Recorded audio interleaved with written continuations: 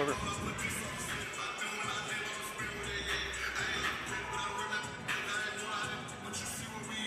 Well, ladies and gentlemen, welcome to Jaguar Arena tonight.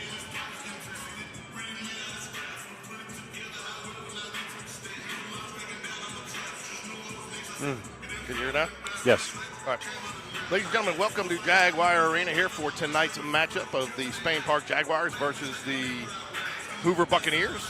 Good crosstown rivalry matchup, all part of the same Hoover City school system, Mike. It's glad to see this rivalry back on track. I think we some bad blood from the teams a couple years ago, took a year or two off, and then when Coach Hatter came in, coaches got together and decided to rekindle the series. Yeah, and then I noticed Coach V said when we dropped to 6A that the players all said, yes, we definitely want to keep Hoover on the thing, and I believe Coach Black said the same for the basketball. I don't know about the girls, but that explains that. And that's why, Coach Hatter, there was, some feelings of running up the score a couple years ago and just, some coaches being coaches, trying to be aggressive, and it just, but it's good to have it back. Coaches all sat down and said, let's play it, but let's play it with some spirited competition. Well, Hoover has won 4 straight state titles. Talk about a juggernaut. And then the boys and girls combined, we'll see the boys after this game, they've swept state each of the last 2 years. And if you want to see high-quality girls basketball, watch this Hoover team tonight. Hopefully Spain Park will have a good showing as well. But Coach Johnson before the game told me that number 1, Kristen Winston, is a top 5 recruit in the nation for her grade. She's an 8th grader. We've got a couple of grade 8th graders ourselves, and Nyla and Ava. Any relation to the Winston who plays football there now, and the older brother Jameis that plays professional football? I didn't ask this time, but I thought last year or 2 years ago I remember that she was. Okay. Well, I'll get confirmation on that later. And then also number 3 for Hoover Bucks is either Nia Brown, and she's the SGA president at Hoover. Right. So.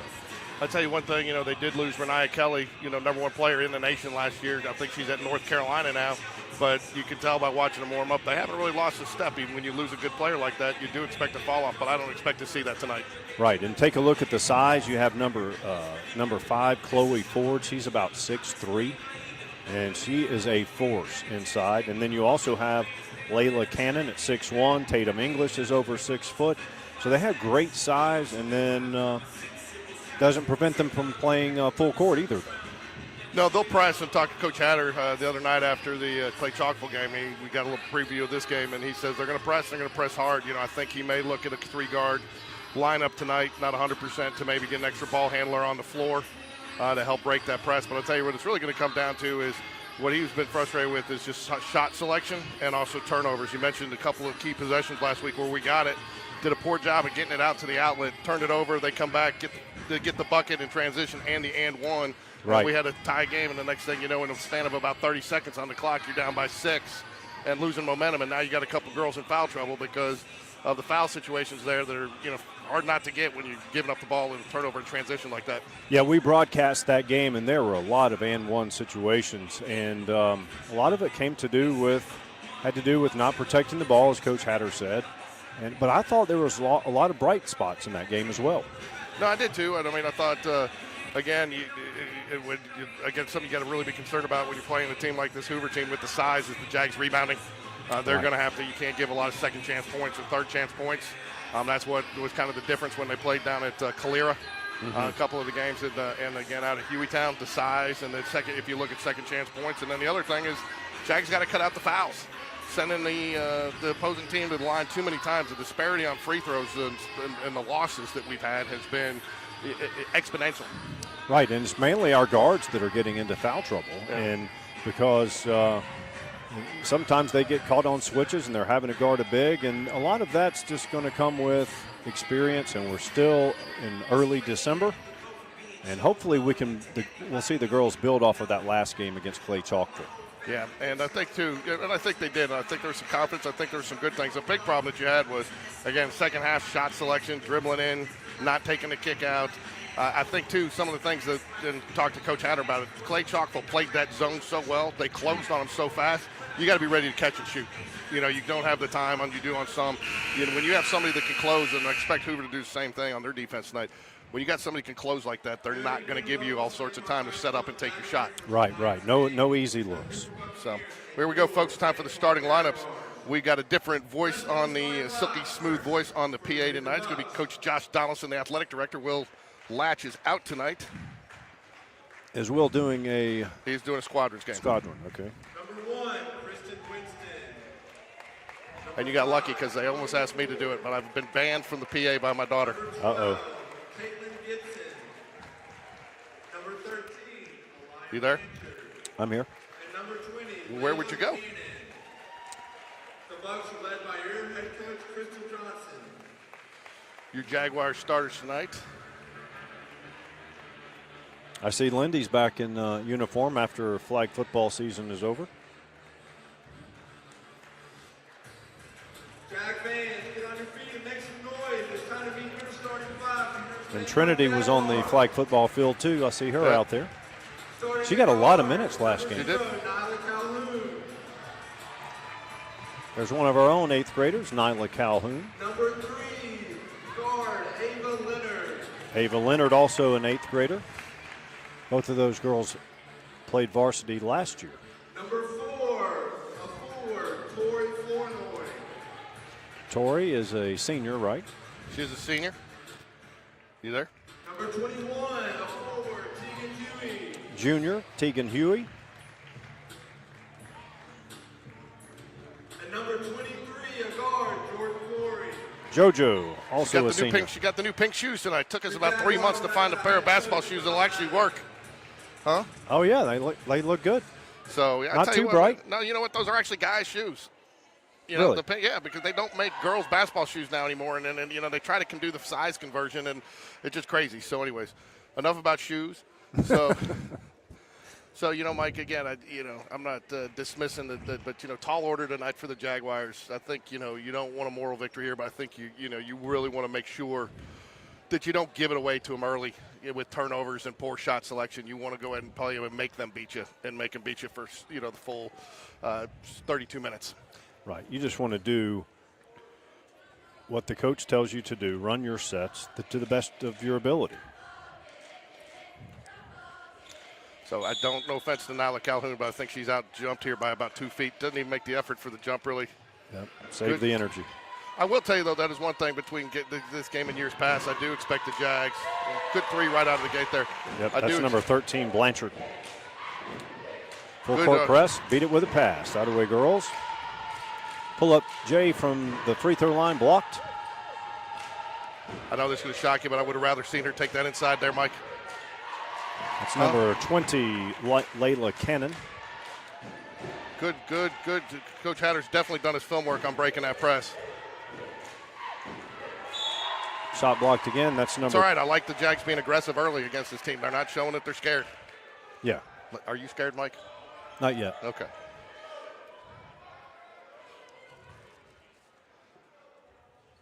Ava Leonard inbounds the ball for the Jaguars.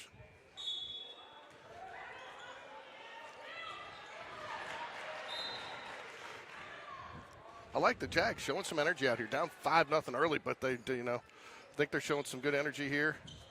Going to pass it in here from the side. JoJo to inbounds. Going to be a 5-second call. I can't believe he thought she did it soon enough.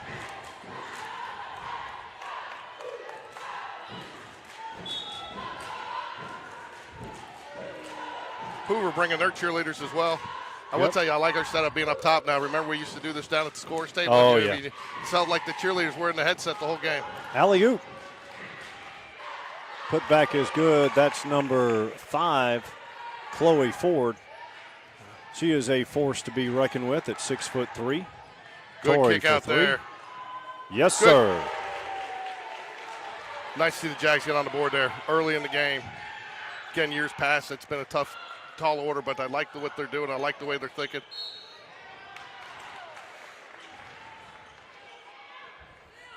So, Chloe Ford will go to the charity stripe for the Bucs. They lead 7-3. that's just going to be a mismatch all night, Mike. If Hoover's smart, they'll just keep going to it. Is there, this is not rhetorical, she makes the first free throw.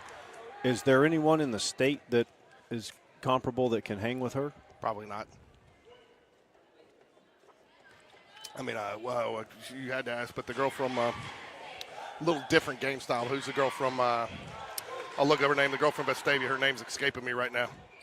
That is so good.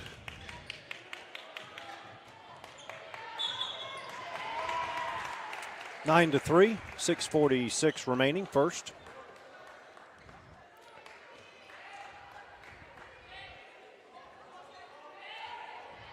Here's Kristen Watson, the aforementioned Watson. She's in 8th grade.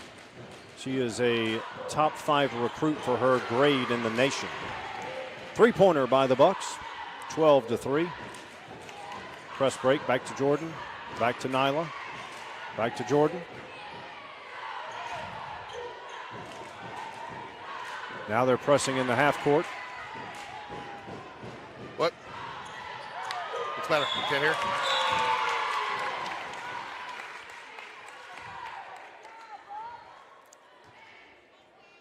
Foul on Nyla Calhoun there. It's going to get the and one situation, 14-3 here. This is a tough situation because you don't want to give uncontested looks. She completes the three-point play. That's Blanchard. 15-3. I guess Hatter got a timeout. He did take a timeout. I believe probably a full, let's see, full timeout. It is full timeout. You know, I don't know if you're Coach Hatter. I mean, you're not happy the score is 15-3, but I don't know that you're totally displeased. You got a couple of looks. You broke the press fairly well. They've had a turnover too. The 5-second call, very close there, but 5 seconds, that is a turnover nonetheless. You know, but I think if you know, they're not throwing up all over themselves like they have in years past. Yeah, right. That's what I was going to. That's all we have to go by is what did these girls look like 3 years ago, 2 years ago, last year, and frankly, sometimes you go up against a team like Hoover and you do the best you can. You still want to execute, right? We've beaten the press a few times. Their press is outstanding. I'm sure every team they play has an issue, have issues with that press. Yeah, you want to talk? You were talking about 3 straight state titles. I think if you go to the last 4 straight state titles, they go back those last 4 years. I'm not sure they have a combined 10 losses in those seasons. Really? So it's been dominance. Yes. 1-2 losses. You know, last year it was a fight down to the stretch for area between them and Vestavia. I think probably if you look at anybody in the state, the team that matches up the best with them is Vestavia or maybe Trussville. But I think Trussville's a little down this year as far as talent. They graduated a couple girls. Yeah, those girls went to Auburn, right? The coach's daughter?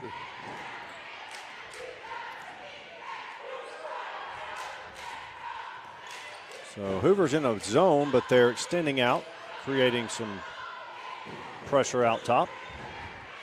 JoJo has it, gets it to Tori. Tori dribbles middle of the court to the back to Jordan. Teagan with the ball now. They're doing that dribble weave, trying to find some opening in that zone. I don't think getting it to Tori for 3 long. Ava gets the offensive rebound. I don't think, how there we go. We had some success getting the ball to Ava at the free throw line and then dishing it back out. I don't think you can do that against this team. I think if they're in that zone, maybe it just depends on how far they extend it out, but they've got to extend it out. But I agree with you. I don't think it's something that you're going to be able to go to, but maybe 1 or 2 times to keep it. I think the reason you go there is 1 or 2 times is to keep them honest. Right. From extending that zone out too far. Three-pointer. That was a contested 3-point shot. I mean, not many people are knocking that down. Winston knocks it NC down. Hunter checked into the game. I think we missed that, Mike. Yep, she did. 18-3, 5:07 remaining. Sorry. First. I got to change my setup here a little bit. I got put where I put this box so I can't get in here. Okay, to the camera as well. There we go. So foul there on the Buccaneers. Again, I like the Jags, and I think, you want to take away things from years past, Mike. They're not panicking on the press like they used to in the past. Right. JoJo inbounds to MC.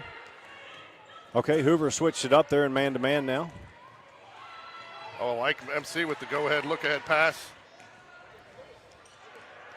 Turnover. Here's number 12 with the left-handed layup. She scores it. That's Caitlin Gibson.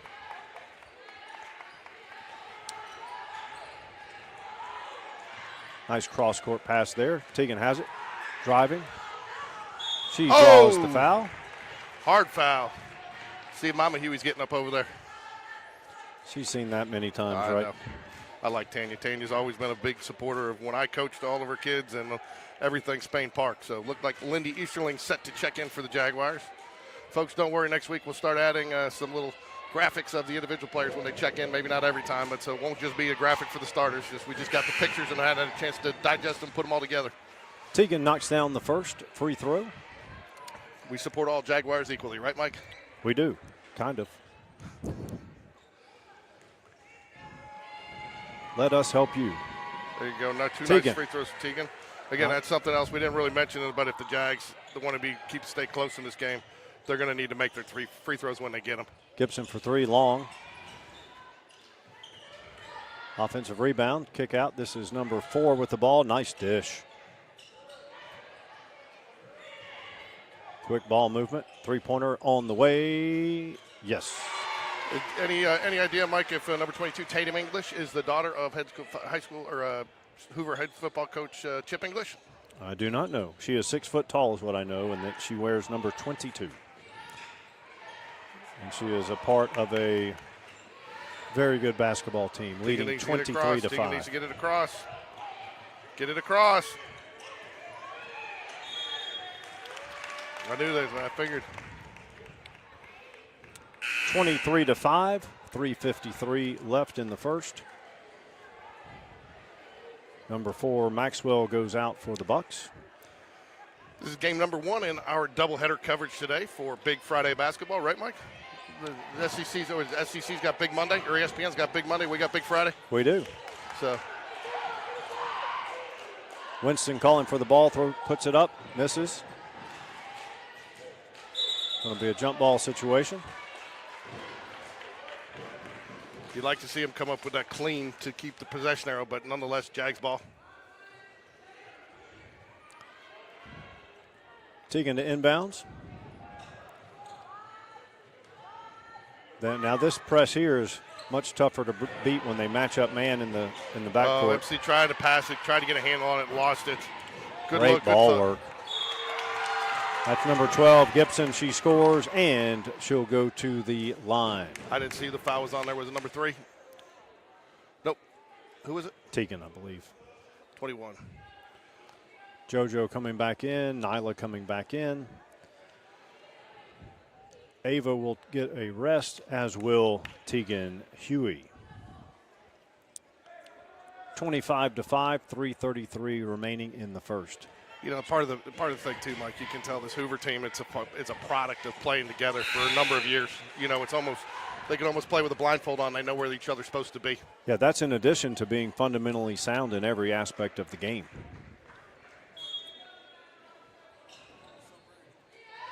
Ooh, long cross-court pass. Lindy back to Jordan.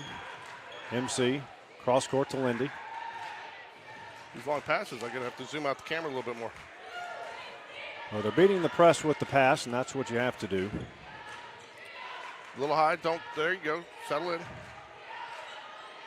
Oh, force that one. Turnover. Number 3, Brown gets it. Good hands, Nyla.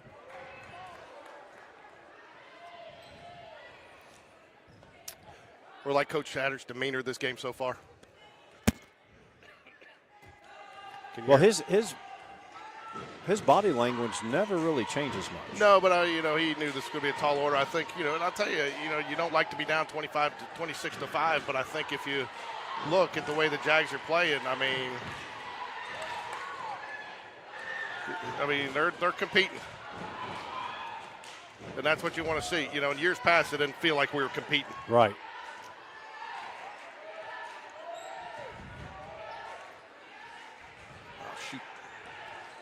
Bucks in a zone, but they're extending it out. Cross-court pass. They're going to get Winston with a foul. I'll tell you, on the offensive end for Hoover down here, number 22, Tatum English, 3 times now they've dished it to her in the post, and/or she's gotten an offensive rebound, and she's been solid passing the ball from that post position. Torrey for three, in and out, no good. I believe that's going to be Winston's second foul. But again, Jags not backing down here. They're competing, and not trying to sound like a homer for a moral victory here, but I've got to admit I'm a little impressed with the way we've come out, score. Well, and if you play this way against some of the other teams we're going to play, you're going to be successful.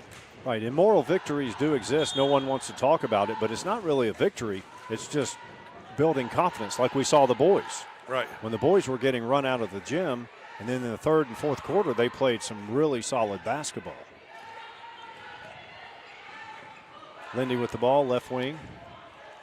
Keeps her dribble alive. Nice to have her back. Gives you that extra ball handler, that extra shooter that you need. Yeah, she can shoot from three. Against this defense, we're not getting a lot of looks. No, but they're getting good offensive possessions. They had some good ball movement. They got a couple turnovers, a couple of missed shots, but they're.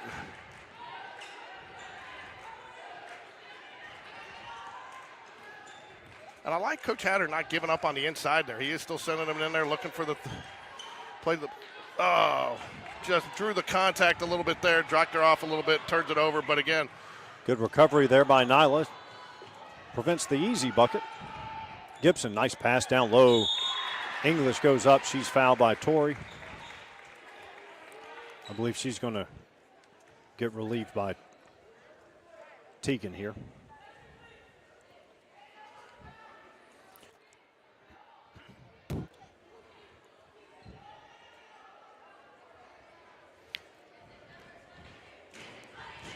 We're going to type up we'll give out the trivia question at the end of the first period.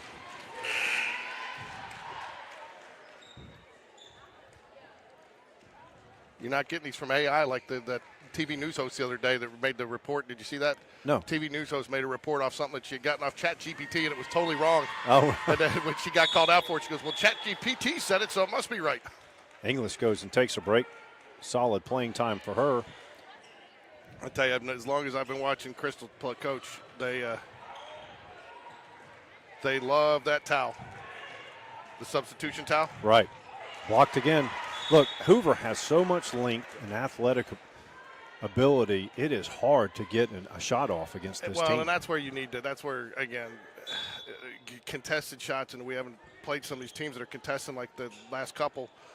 Ooh, just a miscommunication there, but it's where you get a shot fake needs to come into play. They need to start working the shot fake a little bit there, get them jumping out on it, and then maybe taking a sidestep or going past them. When you got somebody playing defense as aggressive as Hoover is. Well, against this team, the only time you're going to get an uncontested shot or a good look is the mid-range, and a lot of people don't use the mid-range. As if all five of them fall down. Well, the other thing is. So good turnover there for the Jags.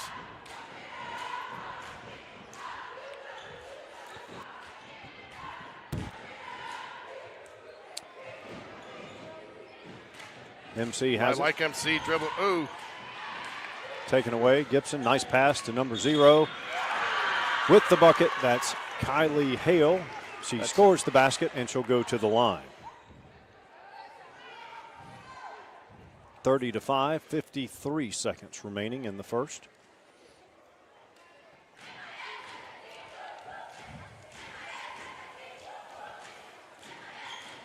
Free throw, no good. Nice rebound, Jordan. Get it ahead to the outlet. Oh, she was just sitting there spying on it. Yep. 47.7 seconds left. Jags trail by 25 here, but any foul for the Jaguars will send Hoover to the line. Next foul for Hoover, same as well. It'll be the 15th foul. Hoover's backed off on the press a little bit. Looks like they're in a 1-2-2, not extending it out as much as they were. Lindy, corner, back to Ava. Long three. Ooh, good. Just off. And it should stay with the Jags.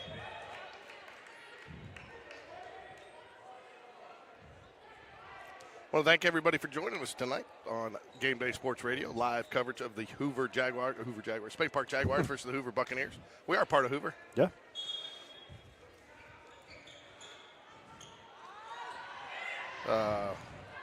That's what happens when you put the tall girl in on the inbounder. We're going to have some major. That's going to be your second foul. Yeah, we're going to have some major foul issues here. Yeah, it's at some point you got. I wouldn't say just let him go, but run and just try to be enough of a distraction, but not touch him.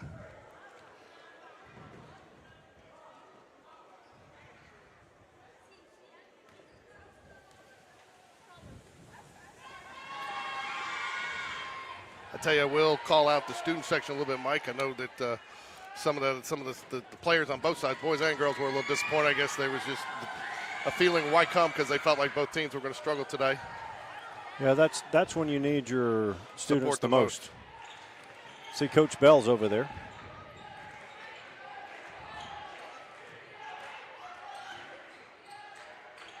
Jordan for three. Money. It gets the Jags to 8 points. Deficit is 22. Gibson with the ball, long three. Ooh. Almost banks it in, but that'll be right back. Go.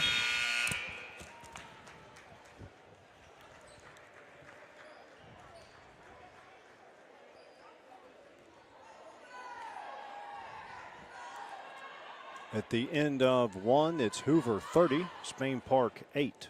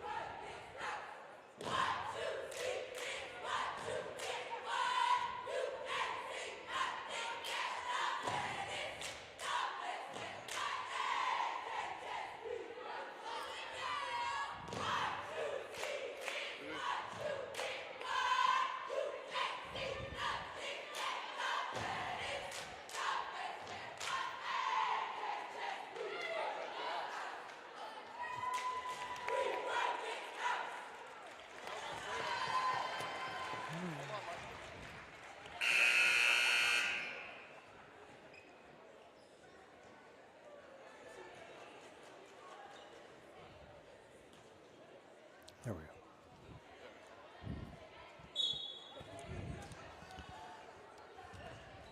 I did get confirmation. Number 22, Tatum English is Chip English's daughter, head football coach of the Hoover Buccaneers. But Winston, no relation to all the other Winstons that have gone through there. Okay. So, and Chip English ended up under tough circumstances this year, really ended up having a nice season. And from what I hear from some people in the community, feel like that the interim label should be removed and they offered the permanent head coaching position. So it has not been removed as of now? Not that I've heard officially, but it may have been, but from what I heard, they're waiting until they get through the season and the playoffs. But a lot of people feel like he came into a difficult situation and really got the ship going in the right direction. And, they won that area and, they're won the region, not the area. Right. Region is football, area is basketball, right? And won their region and, went deep in the playoffs, lost to a Central Phoenix City team. We got to the finals, and the good job. Got his players, kept them in the right frame of mind under, like you said, difficult circumstances. Did a good job there. Yeah, they had a great year. We saw Hoover and Thompson from that same region make it to the Final Four.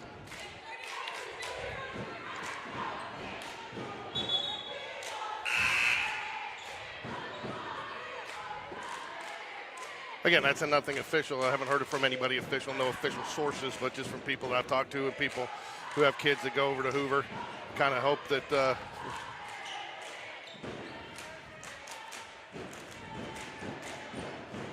nice kick out there by Ava. Good three. Good. There we go. Tegan, Huey, tray ball.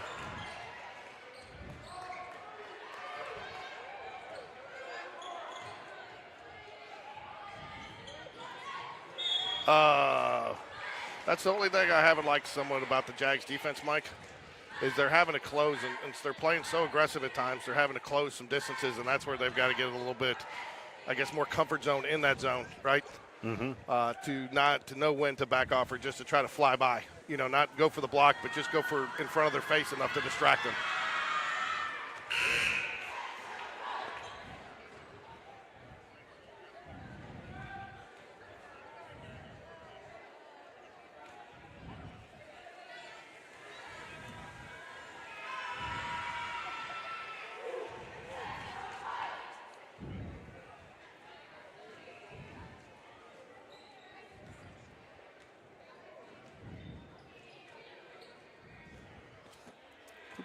What's going on there? Oh, hey, buddy. Hey, buddy. Get off the post there.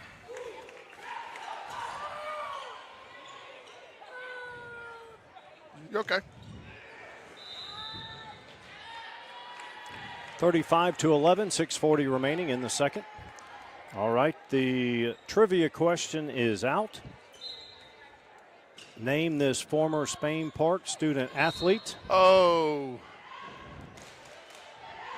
This former Jag hoopster was all-state and a multi-sport athlete while at Spain Park. A 1,000-point scorer as a Jag, played collegiately, and started games all 4 years in college. You get a $10 concession stand. That three-pointer good. That's number 23, Manuel. Full court press. Coach Hatter gets a TO, 38-11, 6:22 remaining. That's where I'd like to see our backcourt, our guards there, get a little bit better, though, Mike. Sometimes on that press, they don't know that they're cutting as hard or as strong as they could to get open, you know.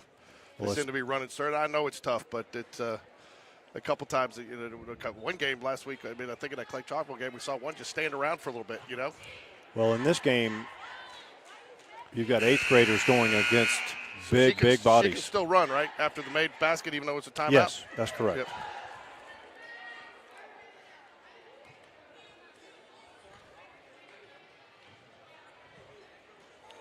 JoJo to inbounds. Gets it into MC. Back to JoJo. Nicely done.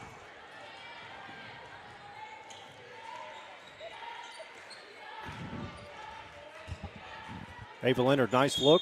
Oh, good on the hold. Nice pass by Ava Leonard.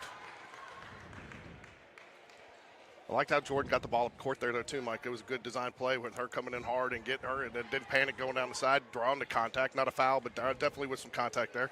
Take your little victories in games like this, and we've beaten the press several times. And again, years past, it was iffy. Not even iffy, it was not happening.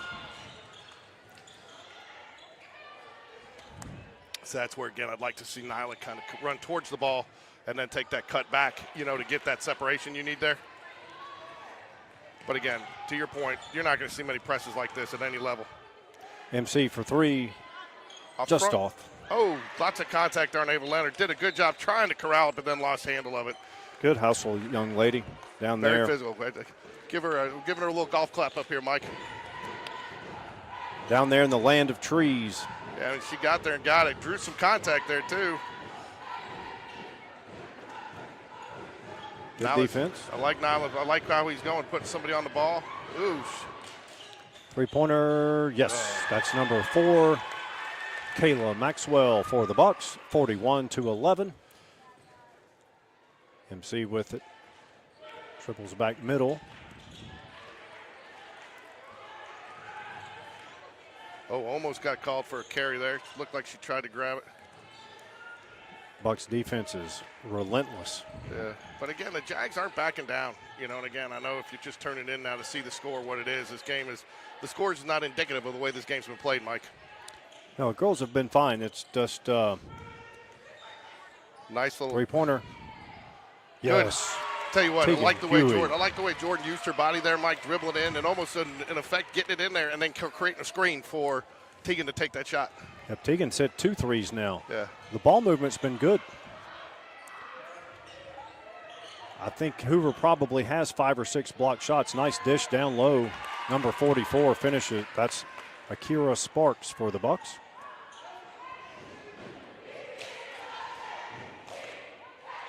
Getting a little handsy over there on MC. Could have almost called a hold there. Pretty impressive that English, a big's out there guarding a guard like that. Yeah, she's athletic. Jags running their offense still. They're not shying away.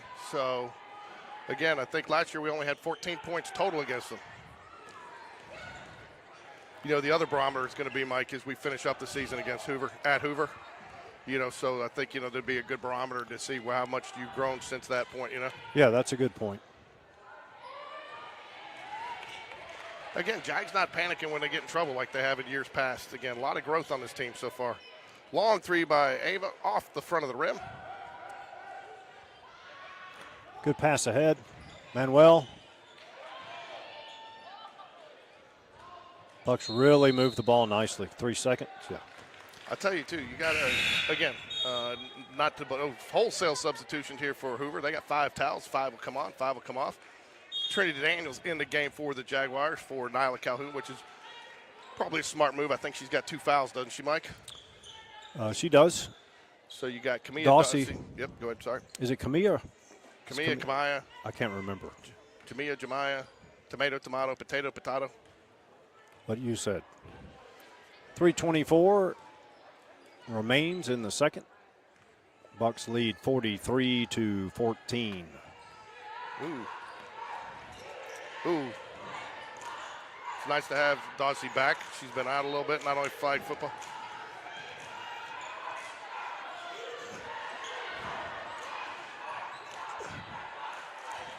I like the aggressiveness inside against the taller tree there, Mike. Yep, that's I know she's mine, but it's a tough ask. Yeah. I mean, but you got to show them that you're not going to. Well, plus if you go down there, that's a weak foul. You can't draw a foul down there if you don't take it at the bigs. That's a weak foul. He's going to have to send somebody in for Jordan. I believe that's 3 on her. Lindy set to come in. I thought that was a no call there. 43-14, 2:49 remaining. Oh, he doesn't take Jordan out. Maybe he didn't call the foul on her. I didn't see. Ava Leonard rebound, then it gets loose. That's got to be a travel. Oh, wow. I thought she moved there on the floor. Maybe not. Jags inbound the ball.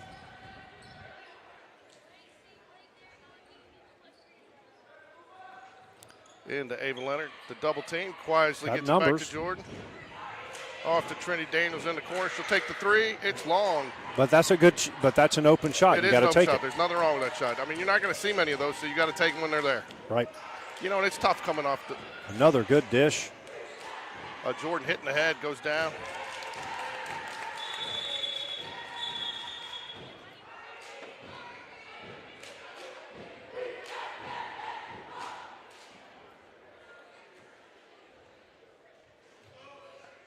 Jordan exits the game. Took an elbow to the head by the trainer. Teagan back in.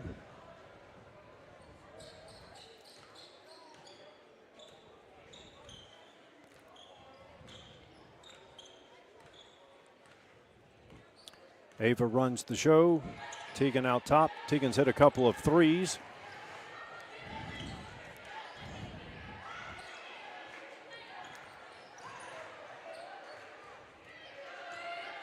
Ava trying to take. Hey, Mike, take the camera for a second, Can you just go back and forth with it? Yep.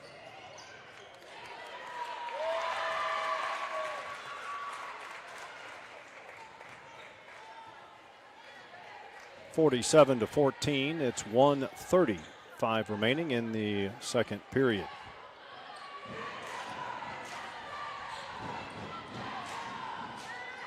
Trinity with the ball, right wing, taken away.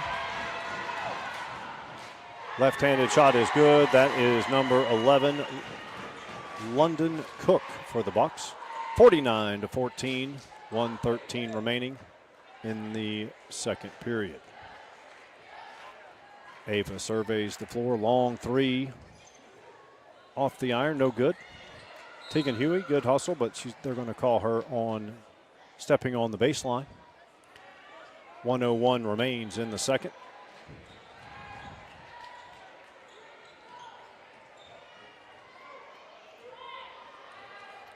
Number 12, Gibson, running the half-court set. Injury update on Jordan there. She took an elbow to the eye. She's going to have a nice little shiner, Mike. Uh-oh. So she couldn't see, which is why she came out. Her eye watered up. And they're going to ice her eye and for the remainder of the quarter and see if she can't come back in. It was a pretty hard blow, too, so hopefully no concussion. So No, she didn't. They already checked her out for that. I thought that's why I walked off. I was a little concerned because she wobbled a little bit when she went off, but she just couldn't see. Free throw is up and good. Cook coming in, having a nice stint on her playing time. Second free throw is also nothing but net. 51-14, inside a minute to go in the second period.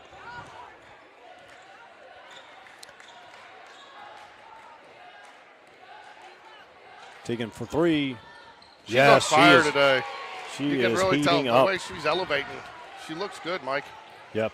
And again, that's one thing. Again, not going to probably come back and win this game. I think that would be the shocker of all shockers. Well, Tegan was out sick for 2 or 3 games, very right? rusty, a little slow, getting a little sluggish, getting it back. I'll tell you this. Her release looks really solid right now. And she's shooting at the top of her jump and looks good. 51-17. Jags will hold it for 1. Coach Hatter getting a lot of girls playing time tonight, as is Coach Johnson for the Bucks.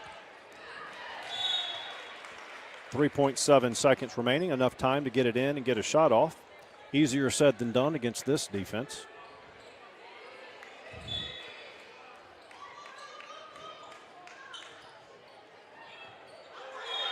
I don't know why people will not throw it off, to reset the 5. Bucks inbounds. Quick pass ahead. Shot's no good at the end of the first half. The Bucks 51, Spain Park 17. We're going to go mute here. Yep. Unless Sarah comes up.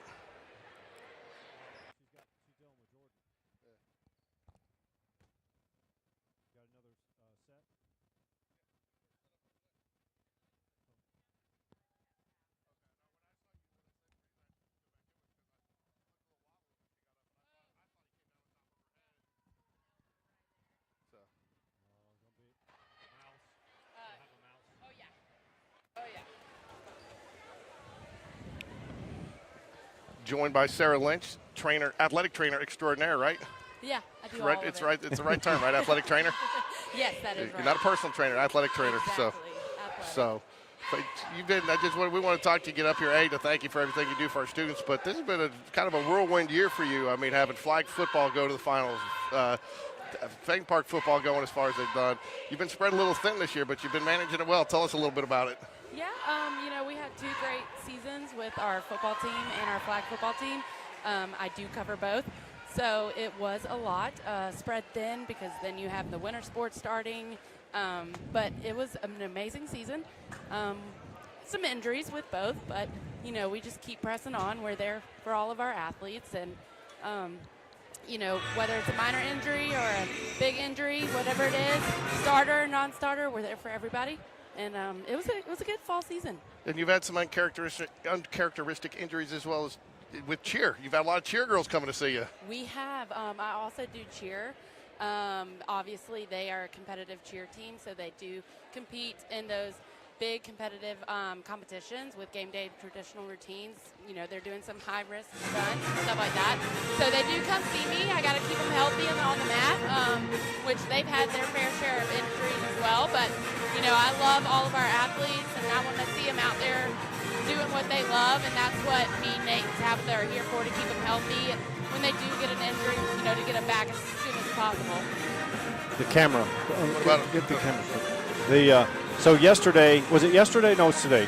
2 days ago at Protective Stadium, that was a great experience, not just for the flag football team that had earned the right to be there, but the band, the cheer team, the Sapphires, the Majorettes, and the Jaguar.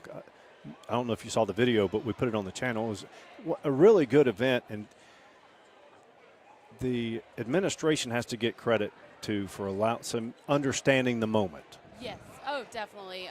Our administration definitely supports all of our athletics. For them to allow basically the band, the dazzlers, the cheerleaders, the flag football team, everyone involved in the moment to be out of school and miss school, but then allow the students to also leave school early to come down and support the girls was a huge moment. That is, can sometimes be once in a lifetime moment for these girls. And it was an amazing experience. I really think everyone enjoyed it. The whole community can come out and support the girls. And, who knows what happens next year, but for those girls to experience that moment was pretty amazing. Well, we had 5 of the girls on, and Coach Carmen Starr and Coach Robert Starr a couple of games ago. And of the 5 girls that we interviewed, 4, it was their first year to play. Yeah, that was awesome. I've been covering since they started here with both Coach Stars, and just to see how many more girls they've had come out this year has been amazing. I mean, we literally went from what I felt like 12 people to like 40. It was amazing. That first game I went out to cover, I saw like we had a JV team. I was like, wow, like this is awesome that, the community and the girls and the other sports are, telling their kids like, hey, if you want to go do something in the fall, look into flag football. Like that's another way to, take a break from the sport maybe you play year-round from and go do another sport because that can help your body. We have Lindy and Trinity playing basketball tonight. They played flag football, and you talked about flag football having a JV. Well, our girls varsity, we only have girls varsity. We don't even have enough for a JV. Correct. And, I will say this roster for girls basketball has probably been the biggest it has been in a while as well. So maybe in the future, especially with the girls at the 8th grade and 7th grade level coming up, hopefully in the future we'll have a JV team, but you never know. Some people change minds on playing and everything like that, but it's been great to see the roster and the bench full with girls again for basketball.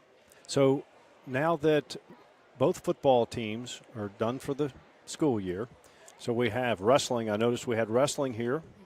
I'm imagining that keeps you pretty busy, right? Yes.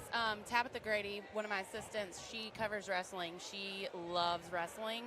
I still don't understand the sport as much. I'm learning as I watch more and more. And she's also taught me a lot about it. But it's a lot of blood. It's a time crunch. It's the only sport where you actually have a time limit on injuries and blood to control it and stop it. If you go over the time limit, they have to forfeit the match, basically. Okay. So that's a very kind of like already our job can be stressful. Sure. Figuring out injuries, especially if it's a high-risk sport and or, stressful situation, but then adding a time limit to it, that definitely takes, that's why Tabitha's got it. She's good at that. But yeah, that was a well-run event the other night. They had it, I guess it was last night, right? Yeah. It was last night, yep. So you have wrestling. You're going to have, I guess, golf will start later in the spring, right? Baseball starts in what, February? January they'll start throwing, their little throwing program, but each sport's allowed to do like 2 hours a week of their sport-related practices. But yeah, softball, baseball will start in January, soccer will start in January, indoor track's going on. They just started, I believe. They have their first maybe meet this weekend or next weekend. Okay. Yeah, so it never stops for us. So you go down to Crossplex, right? If we're available, we do. We only travel if we have time and playoffs, and then obviously we travel for football because that's such a high-risk sport. But they do compete at the Crossplex down there. Yeah, I spent many hours there when my son was running, and it's a great facility. It is. And it's only maybe, what did it open? 2011 something. It's not been around long. No, not at all. And you can also, instead of track, you can have they have volleyball there? Volleyball there, swimming and diving's there. Obviously, cheer competitions are there as well. They do a lot of like college indoor track meets as well. Right. They used to have, I don't know if they still do, but they had the Conference USA Indoor Championship, and it used to irritate me so badly because the one team in that conference that does not have a men's track program is UAB. Oh. And there's no reason for that. No, you would think not. Yeah, because, I mean, even if you, with the talent in this area, if you don't want to give scholarships, fine. Right. But you have enough people to go put a track team together. Exactly. Anyway, they have a girls team. They just they cut the boys team years ago and never brought it back. Doesn't make sense. Well, thank you for everything you do. And today was not planned, of course, but you had to take care of Jordan before you could come on. And we know you have a busy slate every time, and we really appreciate you taking care of the girls and boys at Spain Park. Yeah, we love it. feels good to be a part of the community and having everyone's support. You know, we treat these kids like they're our own. We love to see them, you know, get back on that field from an injury. We love to see them out there winning. We're cheering, crying right along, you know, after a loss. But I'm thankful to have Nate and Tabitha as my assistants who really care about these kids, and I can say that Spain Park athletes are in good hands. Well, you, Nate, and Tabitha are a far cry from what I had was just rub some dirt on it and toughen up. Yeah. Thanks again. Thanks for having me on. Thanks. Bye-bye. Go check on her. Yeah. It's not looking good. The mouse already swelling? That I can already tell whether they're coming out with the ice and not running out. I don't think she's. Yeah, I can see it's already swollen. And at what point do you take a chance getting a hit in a game like this at 51-17? No. Huh? Call it a day. And you know, you got three big games next week. You got Westminster, you got Oak Mountain, and you got Homewood. 3 games you know you're going to want to be in. So. And that mouse under her eye looks like a cut me mick. We're about 1 minute from starting the second half.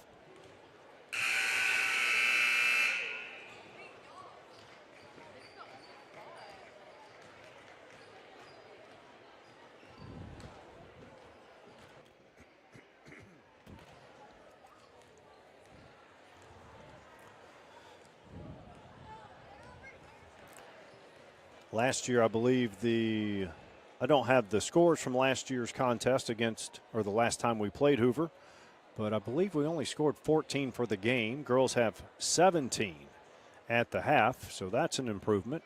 Tegan Huey hit 3 trifectas in the first half. Not a lot of easy looks against this Buck defense. It is stifling.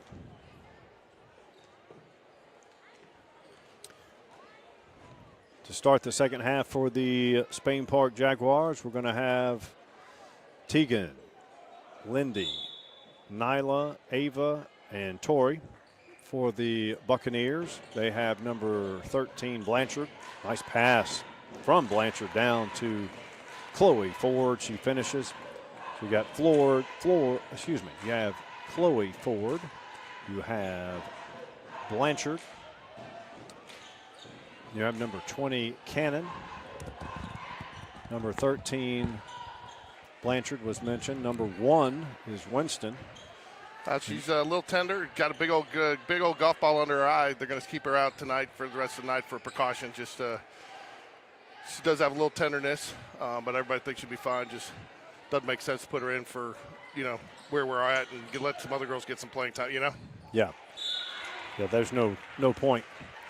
53-17. Told her, though, she had a pretty good first half. 3 points, a couple of assists. Got the ball up the court nicely.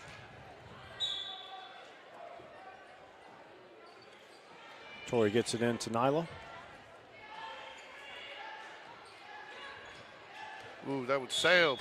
Yeah, that's the defense is causing that because you have to be – there's not many open passing lanes, much less an open shot. Gibson runs the point for the Bucks.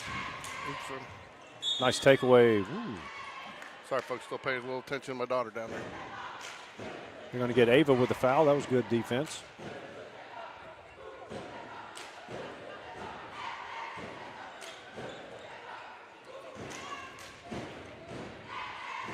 Winston, dish down low. Nice look. Number 20, Cannon, finishes off the play. I tell you, they make some outstanding passes. They do. I mean, if the bigs get the ball and they get contested down there, they make great passes back out to the perimeter or the opposite block. And then the guards are making good entry passes down to the block. 55-17 is the score. 6:31 remains in the third. Lindy will trigger the inbounds. Playing a 3-2 defense here, Mike. Yep, and they've got the big up top too. Yeah. Cutting off, and to your point, cutting off that post. Good pass there though by Tegan, off the back of the rim, but good look. Yep, that's what you want to get. Open looks, quality shots, and if they fall, they fall. Winston for 3 again. Short. She gets her own rebound. Dishes down low to Ford. I mean, how do you compete against that?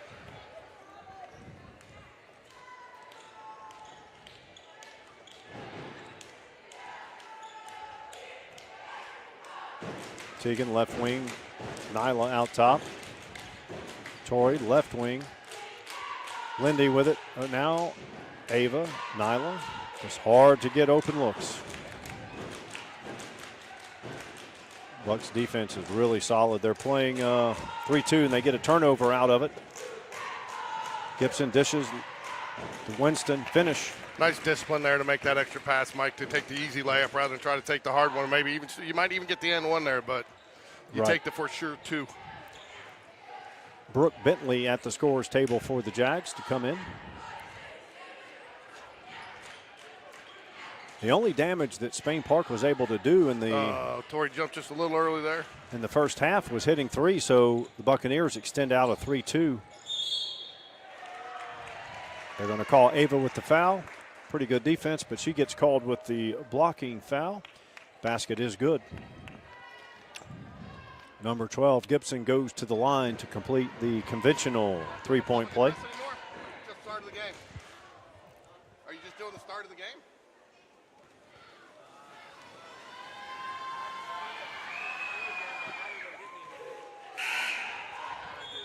Well, that's fine. I don't care. There's not much to call. Yeah, she made the field goal. Yes, she completes the three-point play. Tegan inbounds.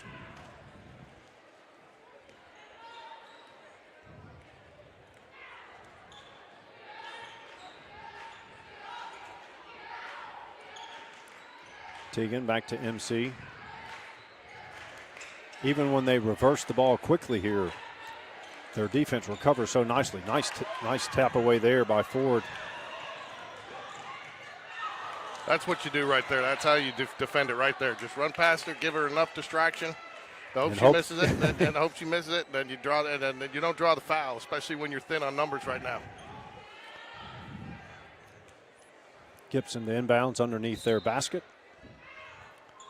Nice entry pass, no good. Offensive rebound, left-handed shot goes up, no good. I was going to get her with you over the back. Yeah, that was a tough call there. Yeah, but I think once you have two shots at it, you go over like that.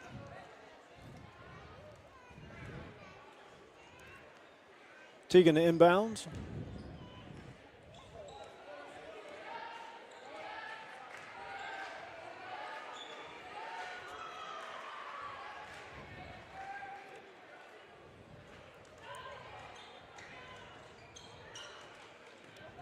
This is a tough defense to work against. Good decision there by MC, knowing where she was on the court. Brooke Bentley looking a little bit more aggressive today, Mike. Yeah, she gets in for her first minutes. Hoover 5 in, 5 out for the Bucks. And there's not a big drop-off. No. I mean, because Ford goes out and then English comes back in. And English, I mean, she can handle the ball. She can pass. Seems to be very unselfish. Well, all these Bucks do. They make the extra pass. So this looks more like a 2-1-2, actually. Yeah, it is. MC back to Tori, long three. In and out, no good. MC down there gets a hand on it. If we can get into the bonus, we have to capitalize and knock down the free throws. Yep.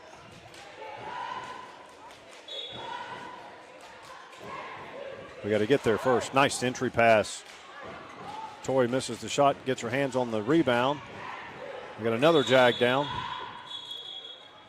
They're not supposed to stop the game at that situation, but when it's out of hand like this, I have no issue with it. Nope. Tegan's up. Looks more ticked off than anything. Tori comes in for her. So on the floor, we've got MC, Tori, Trinity, Brooke, and Nyla. 3:39 remains in the third. This is number 4, Maxwell, she's up top. Brooke out. Spain Park applying some pressure now, trying to create some turnovers. Yeah, Manuel. Like good job, MC. Getting in there, blocked, deflecting it away. She's probably, she looks to be the shortest player on the court right now, and she's down there mixing it up in the paint. That's a good inbounds play. That's old as cavemen. That's where you can't give them a second chance. You're almost always going to get the foul on the second shot. Akira Sparks fouled. She'll go to the line.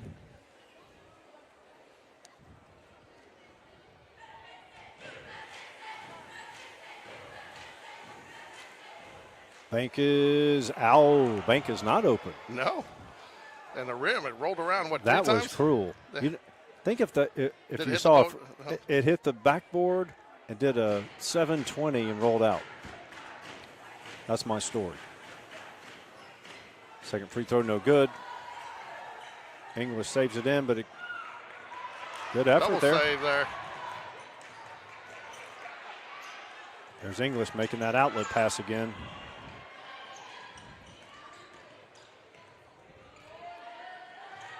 Long three, Rainbow off the backboard, no good.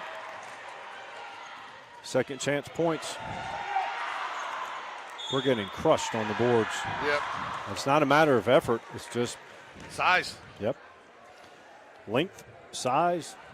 Where what you don't want to see is when you're getting beat on the boards and it's a matter of effort or not boxing out. Right. That's not the case tonight. Free throw is good. Nope. Campbell's had to come in for her first minutes. She'll give Tori a break.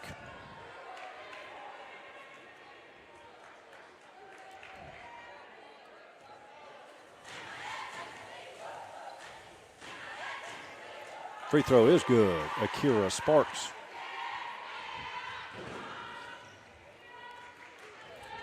Nyla, MC.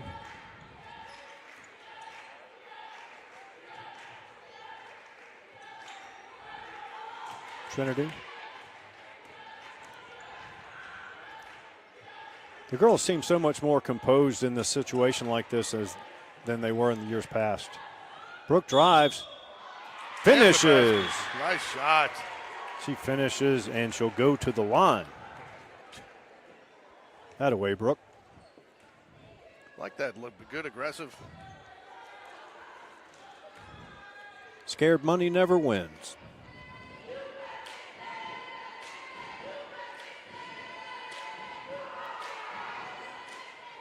Free throw misses. 63-19, 2:20 remains in the third. Girls in a 2-3 here, George? Yeah, I think so, especially with this lineup. Okay, each team in the bonus from here on out the rest of the third period.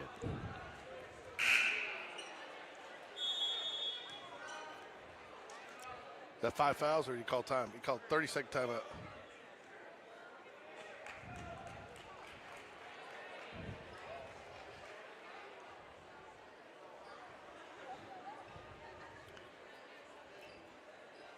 No surprise, but Hoover has outstanding depth. Oh. I mean, if you take out Ford, the 6'3" big, then they just come back in with Tatum English at 6 foot, Layla Cannon 6'1", number 44 Akira Sparks. I don't know her measurables. I don't have those, but she knows how to play the block on both ends of the court.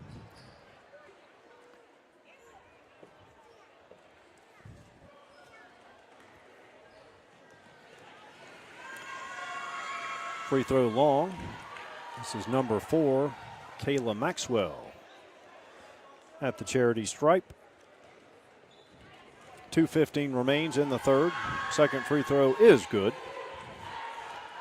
Brooke gets it in to Nyla.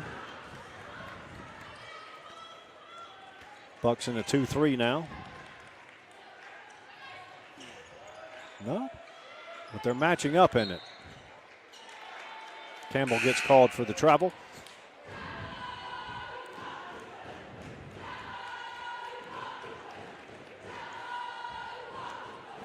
Yeah, that 2-3 zone, Hoover is matching up in certain areas. Jimmy Boeheim made a career off that matchup 2-3 zone, didn't he? He did. Well, he played that 32 and kind of. Jimmy Peanut Head, right? Yeah. Again, nope. I bring it up every game, but the liability there is defensive boards, but it doesn't matter what defense you're in against this Hoover team. Trinity down there scrapping. Got a girl. Saw her on the flag football field and Lindy Easterling a couple of days ago down at Protective Field. That was a good experience. It was. It sounds like it. Unfortunately, I was freezing my you-know-what off and up in Chicago at minus 3 degrees Celsius. Wind chill factor, that is. How fun was that? It was good. Did you have fun at the convention? Yeah. That was not my style. Free throw misses to the left.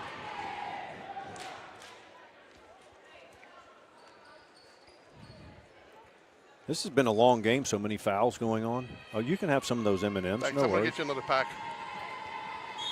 Free throw, second free throw also no good. I'm going to get you another pack. Oops. Sorry, folks. Worried about my M&Ms. English up top now. Here's number 3, Nia Brown. She is also the president, the SGA president of Hoover High School. Akira Sparks doing a good job getting those offensive boards. That's Fun Facts and Follies with Mike Loreno there. Well, I love it when Coach Johnson was nice enough to provide information. Well, I sent a questionnaire gave it to Hatter to give to the girls to fill out anything that they would allow to be said on the broadcast. Haven't got them back yet. Okay. Second free throw is good. Nice box out there by Brooke Bentley, though. Number 11 in for the Jags now, checked in there. Freshman, right? Yeah, that's Abby Watley. Yep.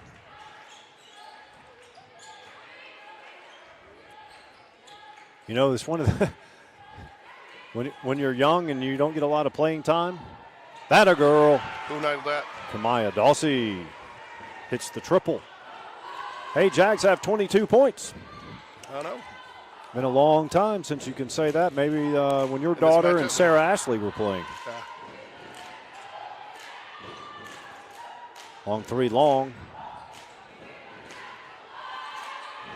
Three-pointer, long again. Hey, there's Sparks. She is a force with those offensive.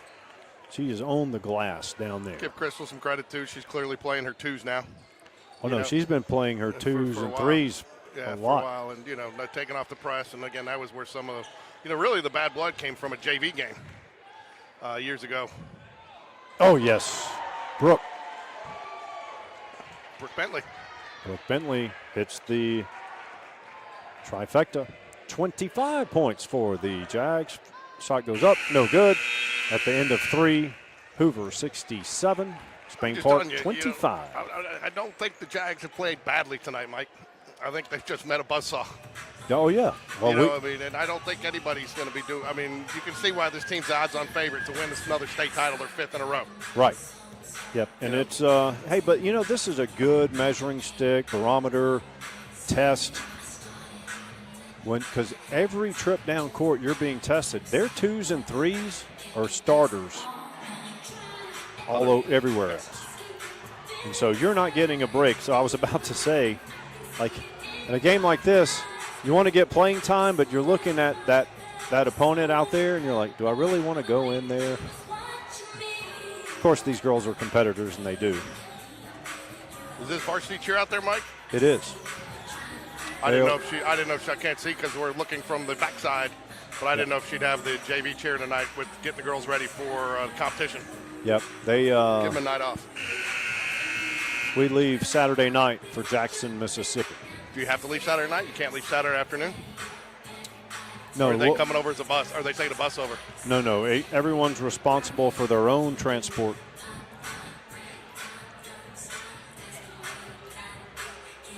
The SWAC championship game is Saturday in Jackson, too, so traffic could be an issue. Hot clock situation here, more than likely. Wait, it's only, well, yeah. 30. 42, right? Yes. But again, you're getting some of your girls some quality minutes here too, you know? Yeah.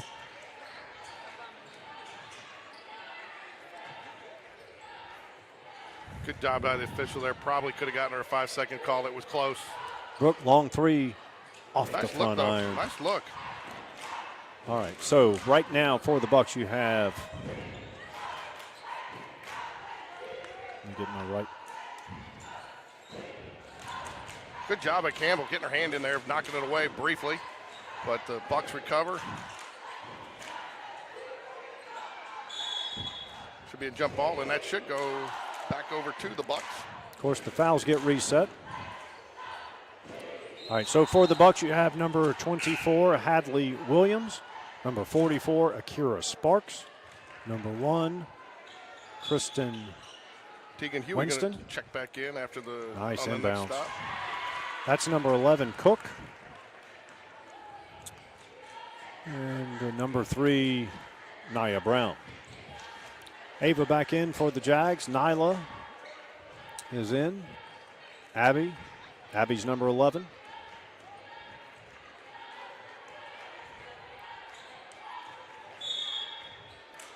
Been really impressed with Ava tonight, Mike. I thought she's played with a lot of discipline. Yeah, and again, Ava and Nyla are 8th graders. Yep. They've been in varsity. This is their 2nd year. But there's still a level of the physical challenge tonight for an 8th grader is going to help both of those girls grow. Brooke, long three. Rainbow, long. Tegan, put back, no. Gets the rebound. Put back, draws the foul. Clock's running. Going to be a hot clock in this 4th quarter. Stick around, though, for game 2 of Friday night action here at Jaguar Arena. Same stream? Same stream. Okay. We got a good stream going. No drop frames tonight, Mike. Is it a perfect game? It's perfect. Hey, now don't be doing that. You're not supposed to say that. I said, is it? Could be.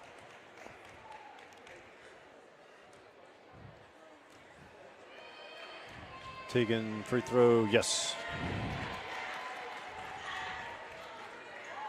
See if the Jags can get over the 30-point mark.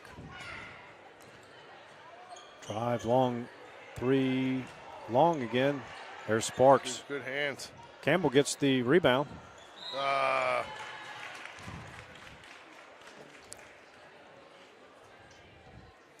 When the Bucks had 51 at halftime, you always want to. You don't want to give up the triple. No. You don't want to give up 100. So, Coach Johnson gets a TO.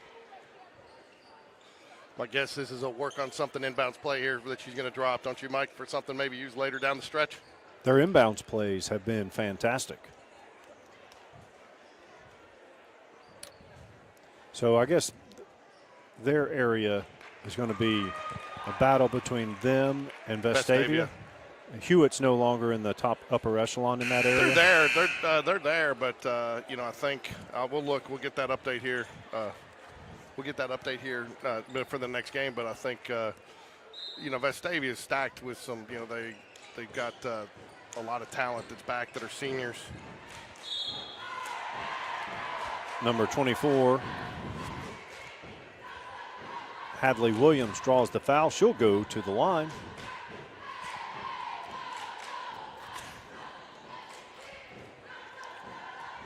Clock's still running here. It's hard to get the triple digit with a hot clock situation. Huh? Yeah, that's a good benefit of that rule, amongst others. Hadley hits 1 out of 2. Ball to the Jaguars. Hoover calling off the press as they have most of this half. Ava Leonard will bring it up for the Jaguars. Abby Watley coming back in. The freshman. Freshmen are people too, Mike. Not when we were in school. I know. I went to high school as a sophomore because, you were the top dog because our junior high was 7th, 8th, and 9th.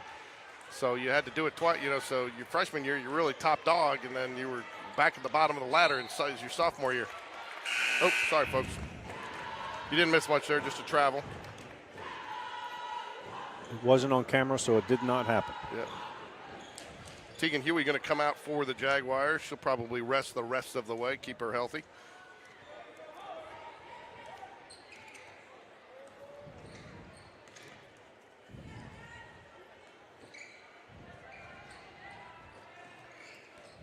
.340 remains in the fourth. Shot no good, but there is Sparks. She has been cleaning up the glass for the Buccaneers. Good no call there by the officials, too. Ava Leonard brings it up for the Jaguars. I've been impressed with the Jags ball movement tonight for the most part, Mike. Yeah. Even early on when it was 1v1s. Even more so is the fact that they were able to beat that full court pressure. Yeah, they didn't give a lot of points off turnovers there. They had a couple, but not what we've had in the past. I mean, there were some games you couldn't even get it up the court, across half court in the first quarter. Yeah, it was brutal to watch. Tonight was competitive. Yeah, well, it sounds like we're trying to celebrate the small victories. Those are big victories when you're talking about having 2 eighth graders, a freshman, and this team's had to grow up a lot over the last couple of years. Very thin in numbers and has really come a long way under the leadership of Coach Hatter. Well, again, it's like you break it down into segments. Even if you go down to, hey, let's trip down the court. We want to get this accomplished. Great pass by Ava Leonard there. Nice little one-handed on the run. Again, you aren't going to see many high schoolers, less eighth graders make that pass, Mike. Right. Eyes up that away. There you go. There we go. Jags fighting till the end here. 2 minutes left. Hadley, nice dish to Sparks. Oh. This team is outstanding with the eyes up, finding finding their teammate open. I bet they don't. They won't get playing time if they don't, because they pass it very well. Okay, we've got number 24, Brooklyn Fortney, coming in for the first time. She's going to give Abby a break. I guess they stopped the clock under 2 minutes in hot clock scenario. I believe that's the new rule. Sparks hits the free throw. See if we can't get over that 30-point mark. Ava has it. Now Nyla. Lindy. Brooke loses it out of bounds. Bucks take over.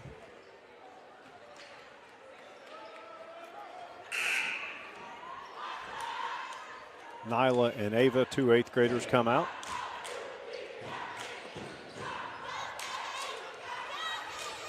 Final minute about here, 74-29. Corrals the high pass over there on the wing.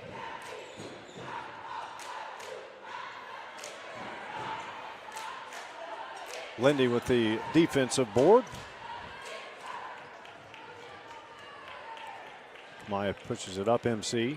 Over to Brooke, long three, short. MC saves it.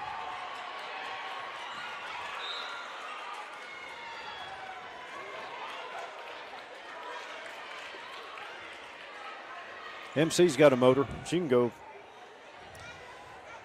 100% long periods of time. I can go for about 4 seconds. How about you? Yep. I can run from the free throw line to the basket on the same end of the court. Sparks, turn around, good. Little baby jump hook. Sparks is going to be a nice little six-man for them. I don't believe she got the start, did she, Mike? But you can see she'll be getting quality minutes off the bench for this Buccaneers team. She knows how to play that post. Yeah, use her body well and finds it. More importantly, when she turns, she finds the basket and shoots well, Right, and MC for three. Ooh, I thought she had it. Right on line. So the Hoover will probably slow it down here, hold it up. Hadley drives. That will be your ball game. It is Hoover 76, Spain Park 29. Next up, we'll have Hoover and Spain Park boys varsity. Stay tuned.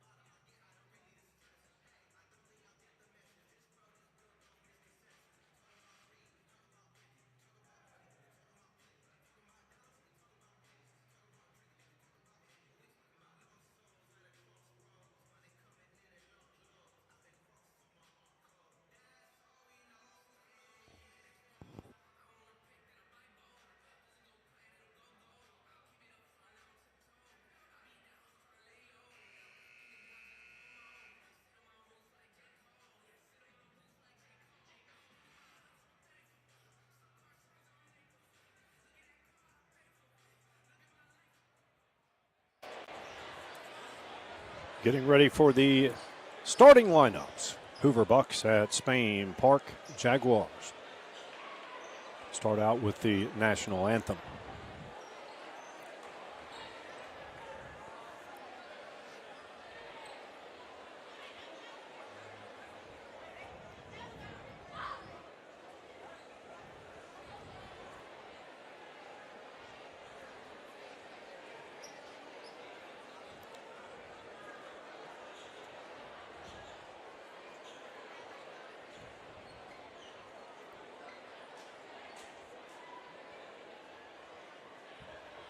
Good evening and welcome to Spain Park High School and Jag Arena for tonight's game featuring the Hoover Bucks and Hoover Spain Park Jaguars.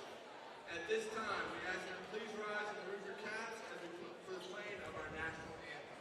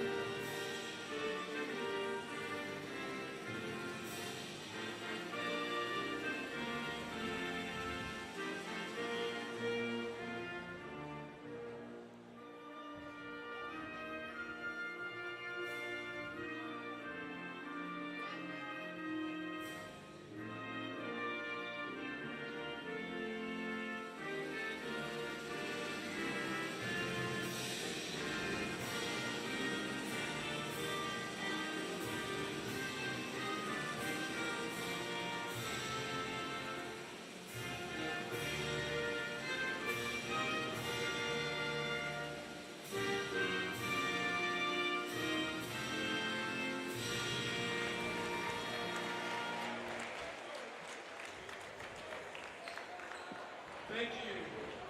Now let's make the starting five. First, for your Hoover Bucks. Make sure chat's on, because it shows up on mine, but last time I couldn't see everyone else. Number 4. You there? Yep.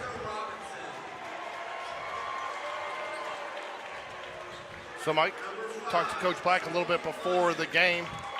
You know, I asked him, how do you take that momentum you had in the second half of that Clay Chalkville game? You had to be pleased. He said he was. How do you take that and build it into this game? And they said that's the big question, isn't it? Yeah, So, right. you know, that's a tall order to do against a team like this. Yeah, when this team, the girls' team's loaded and the boys' team is just as loaded. So, I'm going to step off here for a second and check out my little Jaguar.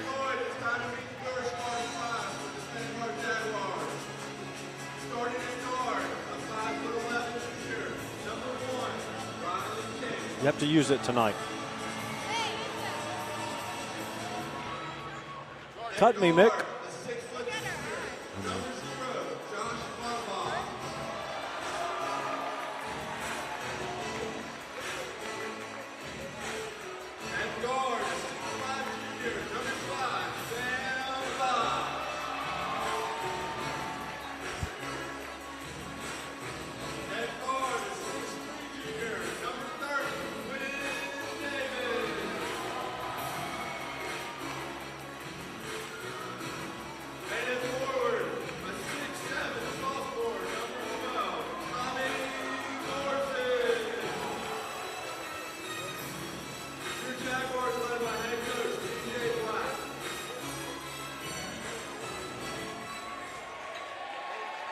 Tonight's game is sponsored by Buccaneers. Our sponsors are here to present the game ball for tonight's game. Thank you to Buccaneers for being a proud sponsor of Spain Park Jaguars. Go Jags!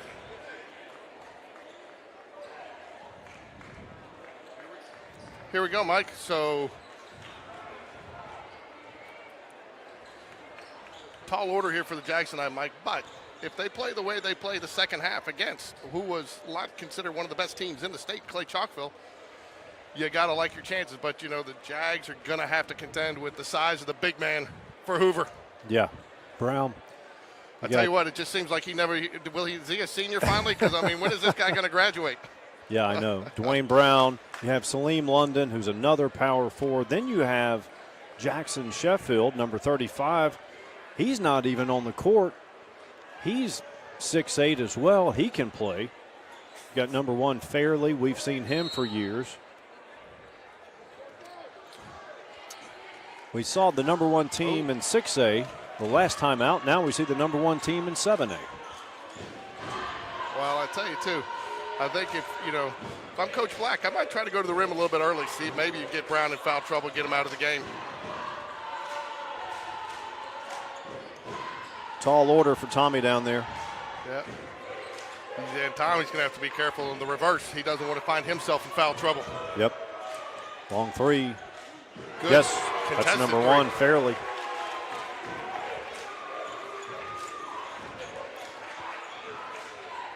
Bucks take a 3-0 lead on their first possession. Hoover playing man-to-man. Tommy's trying to stand out. He wanted that. He called for it. Big man Brown's got it. That was a good look for the Jags, Mike. Good drive by Wow, him. I did not remember his athleticism like that to be able to put the ball on the floor like that. Did you? Would you want to step in front of him? No. That's a freight train coming your direction. That's a lot to stop. 5-0, Bucks lead.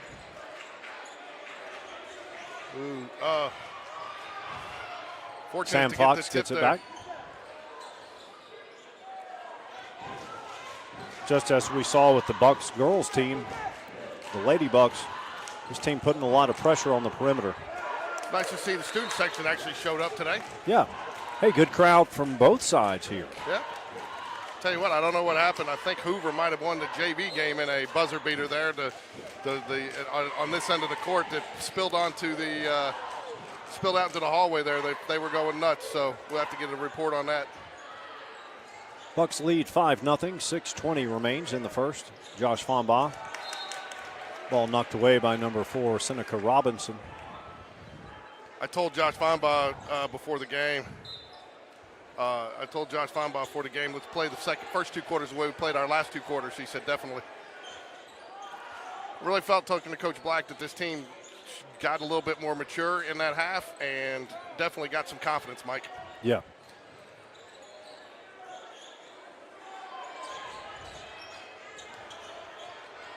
I'll tell you, too, one of the things I'm impressed with so far right out of the gate for the Jags, they're a little bit more patient. They're looking for better shots tonight. Riley Kent got the hair cut. Are you a little surprised not to see Harrison Stewart in this rotation here? Left-hander. Yes, sir. That's Riley Kent.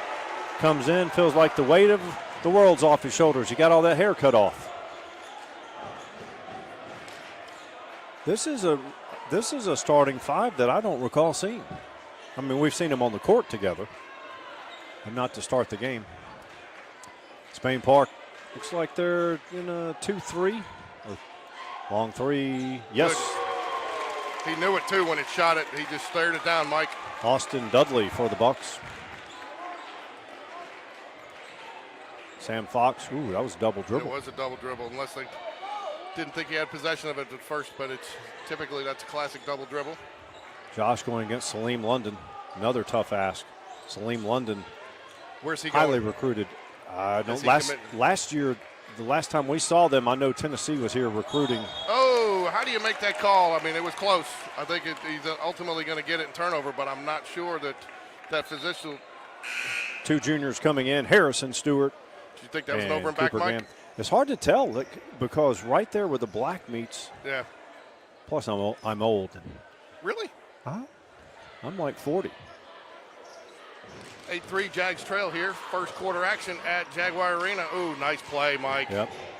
Oh, but they got to finish it. You got to. Cooper Gann, Harrison Stewart. Harrison hit some big shots last game. See if he can.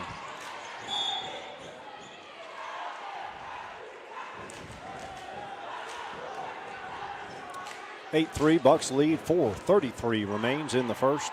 Harrison to trigger the inbounds. Cooper Gann, Sam Fox. Back to Cooper out top. Bucks in that man-to-man defense. Good job by Tommy Morrison right there to pick it up. Poked away there by the big man, but right into Sam Fox's hands. Thought that was another good look. Just didn't fall. 3-point shot on the way. It is good. That is number 4, Seneca Robinson. And the Bucks come out scorching hot. He's got a pretty looking shot, Mike. Cooper Gann drives, left-hander, good. Nice left-handed floater. 11-5, Bucks lead.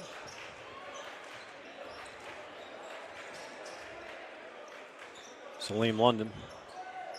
He's got length. He can put it on the floor. He can shoot it. He can defend. This time the three is no good. Tommy gets the defensive board.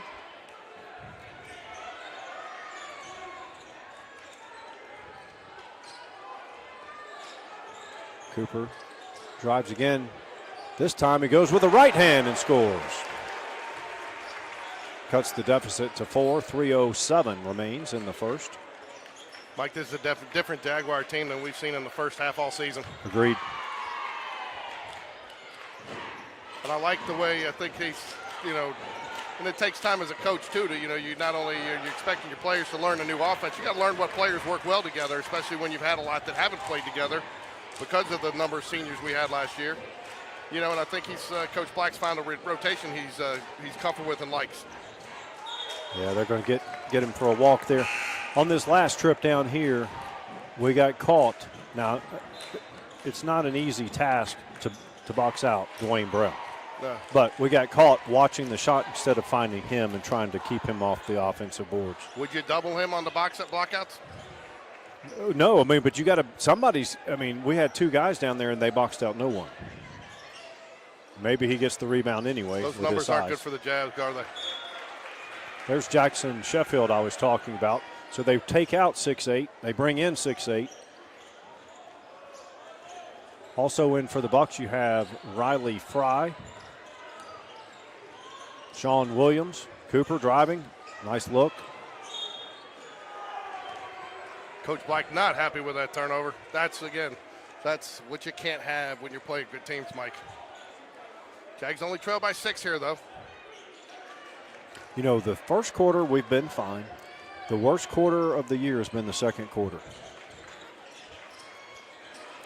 Do you think that's too because, you get out there and the opposing coach makes some adjustments and, we're still settling in, maybe can't be as deep into our playbook because of the new players and the new coach? So your backup center comes in, does a spin move, and flushes it. Yeah, I do agree with that. It's and still it's December, so it's season 1 of 3. By that I mean the first part of the season is pre-area. Hey, Jordan, you just walked by. Is everything okay? He just walked by. I think he's in his office. Bank is open for Jackson Sheffield. He completes the conventional 3-point play. Lead is 9. Sam Fox getting pressure by Salim London. I believe London can guard 1 through 5. He can guard your 1, your 2, your 3, your 4, and your big.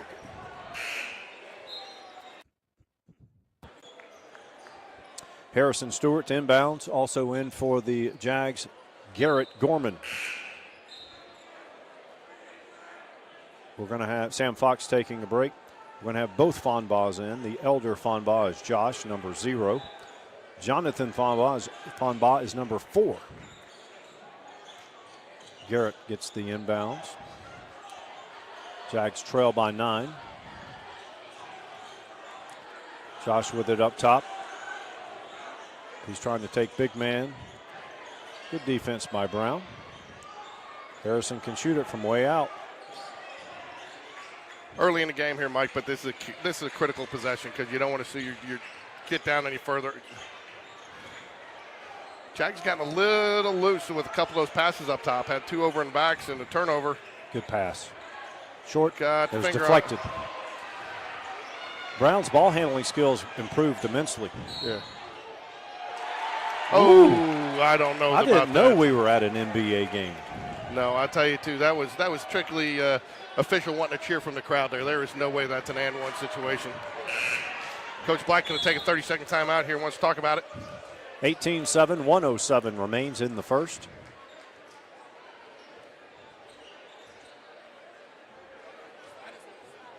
Coach Ward going to talk to the official about that call.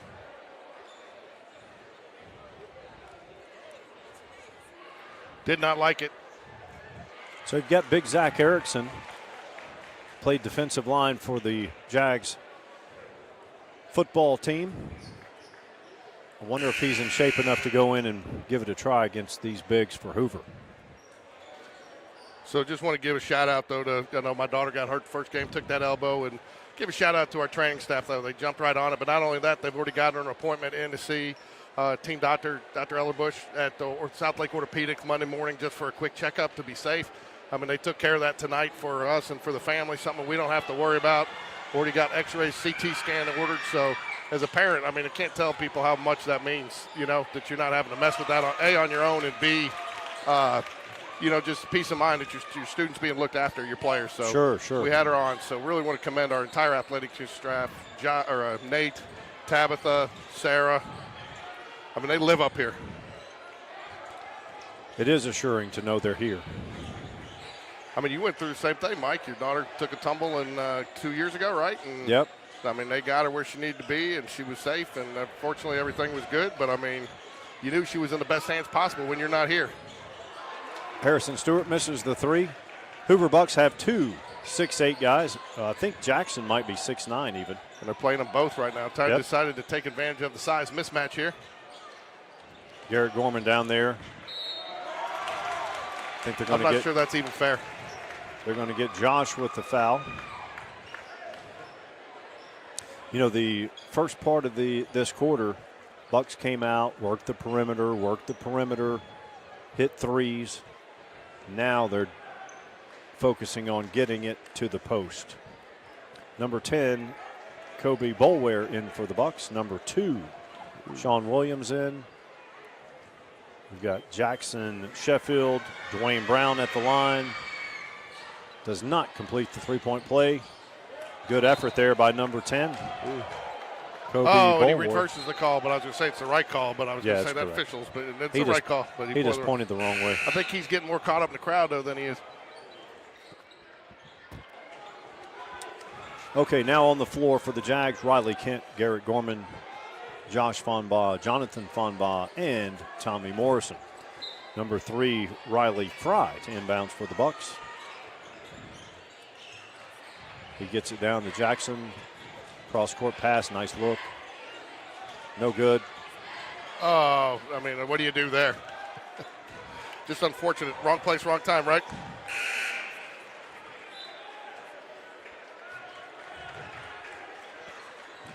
Okay, now we do see Big Zach.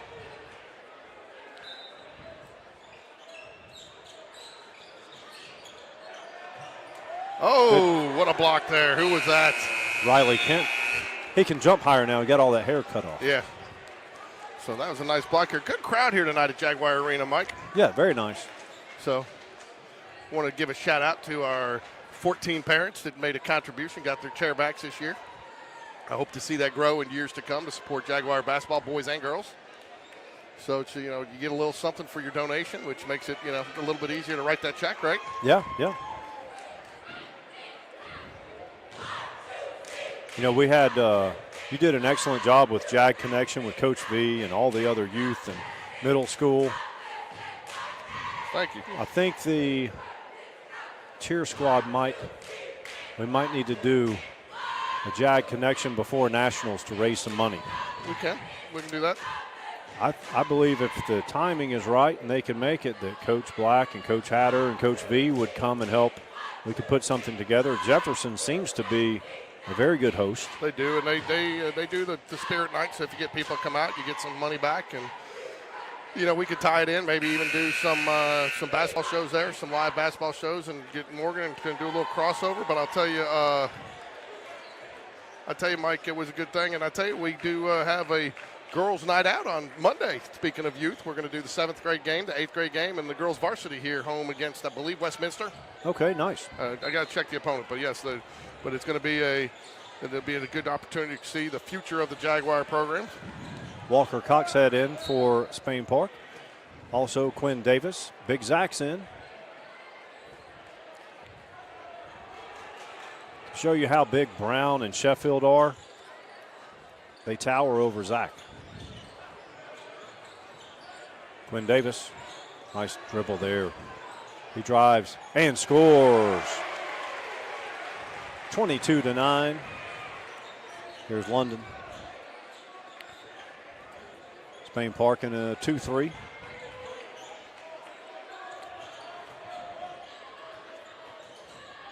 Good defense. Good move. Number 1, Jarrett Fairley. Good no call by the official there, too.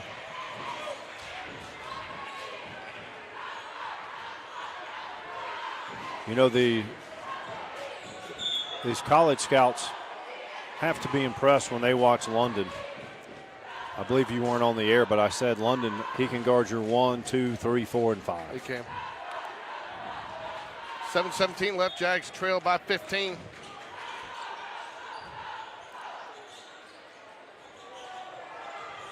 Hoover, good call for the Jags there. Hoover relentless on the D.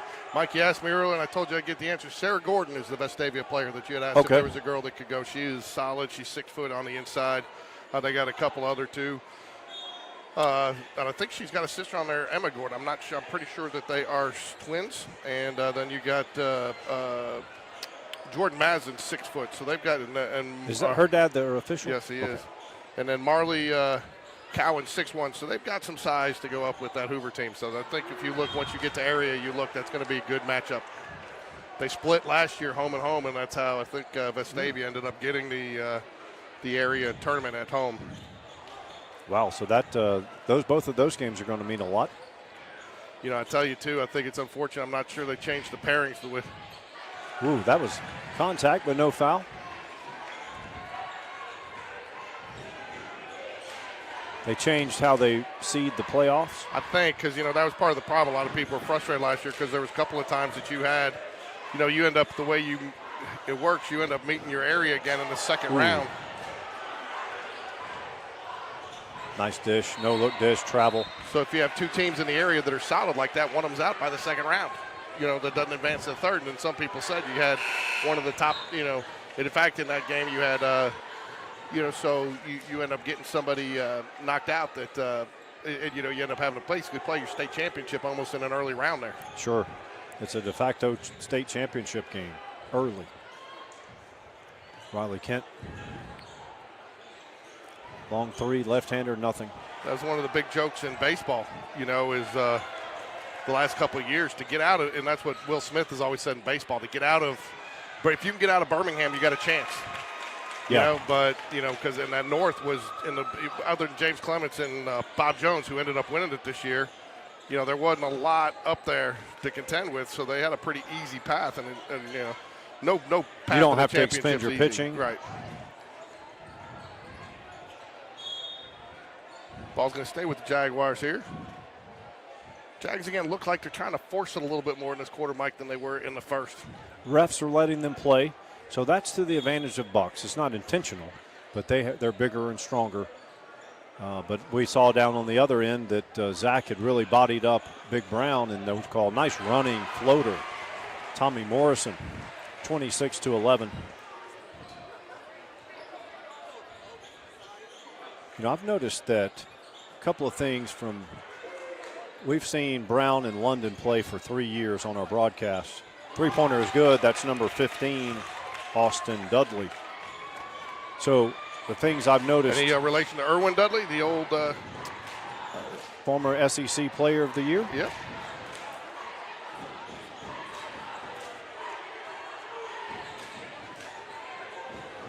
I think we asked that last year, and the answer is no. Oh, I thought that was a late whistle on that. So I've noticed that Brown's ball handling has improved a lot. And I've noticed another thing. He was never a selfish player, but I'm seeing London he's facilitating. He's not worried about getting his points. It's almost like he knows he can, and he'd just rather get his teammates involved. Yeah, they're playing some good team basketball. You've got to win 4 straight. I'm not sure that's all that contact and that gets called. But if I'm the Hoover coach, I'm not sure I want Brown shooting a 3 like that. No, he can knock him down. It's just he's got the Sam Wright feel. Remember Sam? Oh yeah, Big Sam. Big Sam. He's from what I hear, we need to get him on. From what I hear, he's doing well at Colgate, having a good career in the basketball as well as academically, which you always knew. That kid was a Mensa. Yeah. Nice takeaway there by Brown. Oh. Gives it right back. Here comes Josh. Eyes up. Bucks recover nicely. Tommy for 3. Rainbow long. Gets his own rebound. Out to Sam Fox for 3. Long. Tommy gets the rebound. Tries to go up. Contact. No foul. Yeah, it's okay. That's how they're calling it. No, that's all right. Except for down here on that one little ticky-tack. Right. There he is. That's a 6-point swing right there. I believe that's London's first shot attempt. 32-11, Bucks lead. 4:11 remains in the second period. Harrison Stewart yet to get on track tonight. Tommy for 3 again. Long. You say there had to be something there. Travel, steps, a hit, a tackle, right. Block in the back. Jump ball, something. There was flipping. Something. Big Zach comes in. Tommy had some good minutes here. Garrett Gorman set to come in, number 11. 3:59 remains. Bucks lead by 21. Score is 32-11.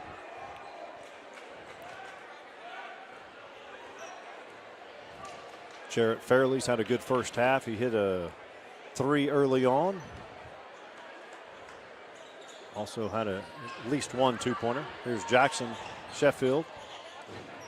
Salim, left-hander 3. Nope. Harrison Stewart. Here's Stewart. Gets the defensive board.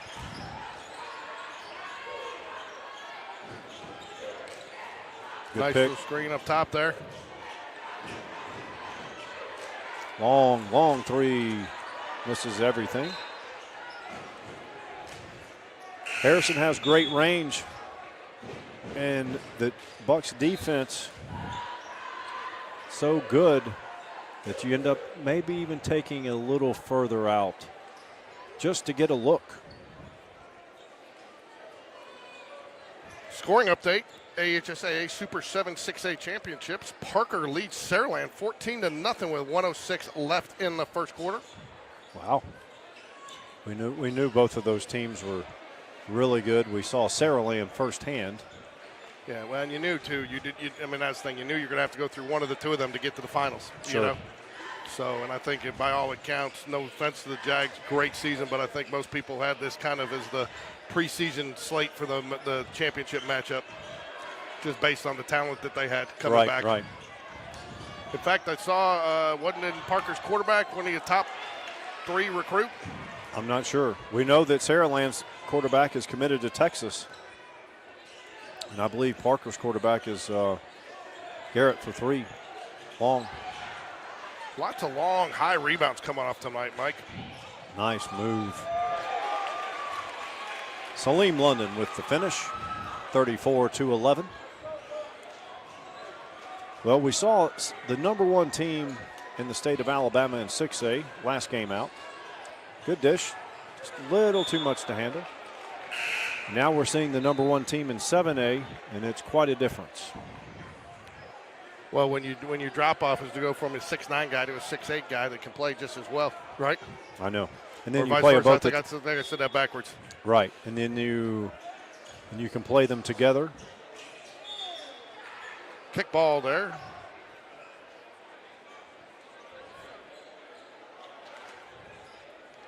.210 left here. Jags trail by double digits.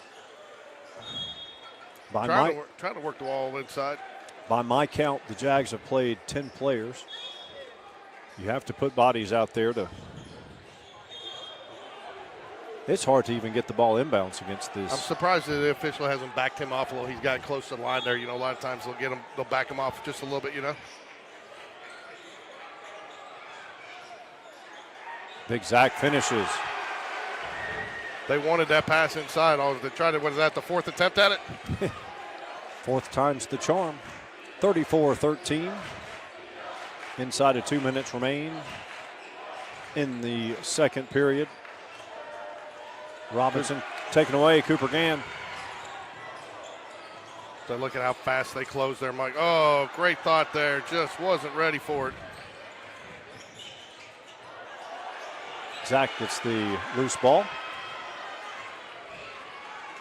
Cooper Gann had a couple of nice drives in the first quarter.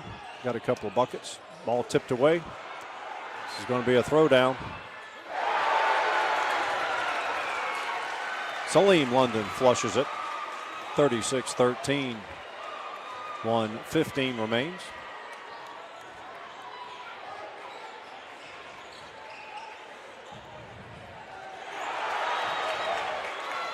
Nice drive by Josh. Just taken out of the air by Jackson Sheffield. Garrett Gorman, defensive board. He'll get fouled.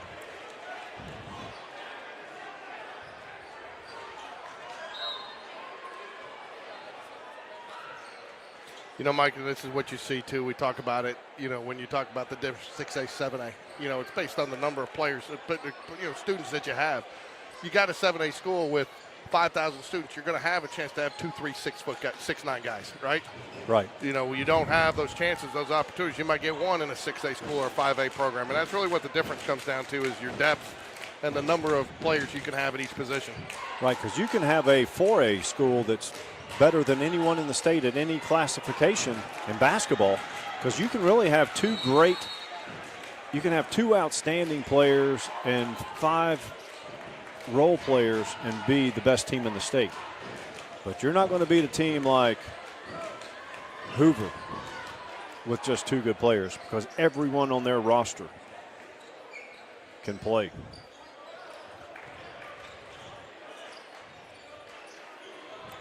Three-pointer on the way, no good. Riley Kent gets the rebound. Riley Kent's a guy that's really taken advantage of his minutes early, and I think really has vaulted himself into this lineup with his performance against Clay Chalkville the other night. He's difficult to guard. He's left-handed. He can use his right hand, but with the left hand being dominant, a little awkward to guard for most defenders. That was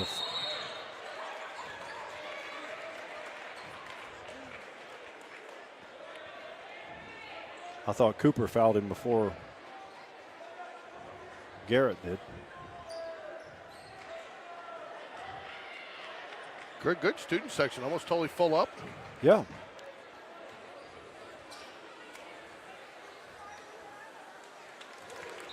First free throw is good. That's Jarrett Fairley. Score is 37-13. 2.5 seconds remain in the second period. Jags should get one shot at it. They can get it inbounds. As physical as this game is, Mike, it's hard to believe they've only called 4 fouls in this quarter. Yeah. Second free throw, no good. Tommy launches it. Nope. Gave it a shot. At the half, it's the Bucks 37 and Spain Park 13.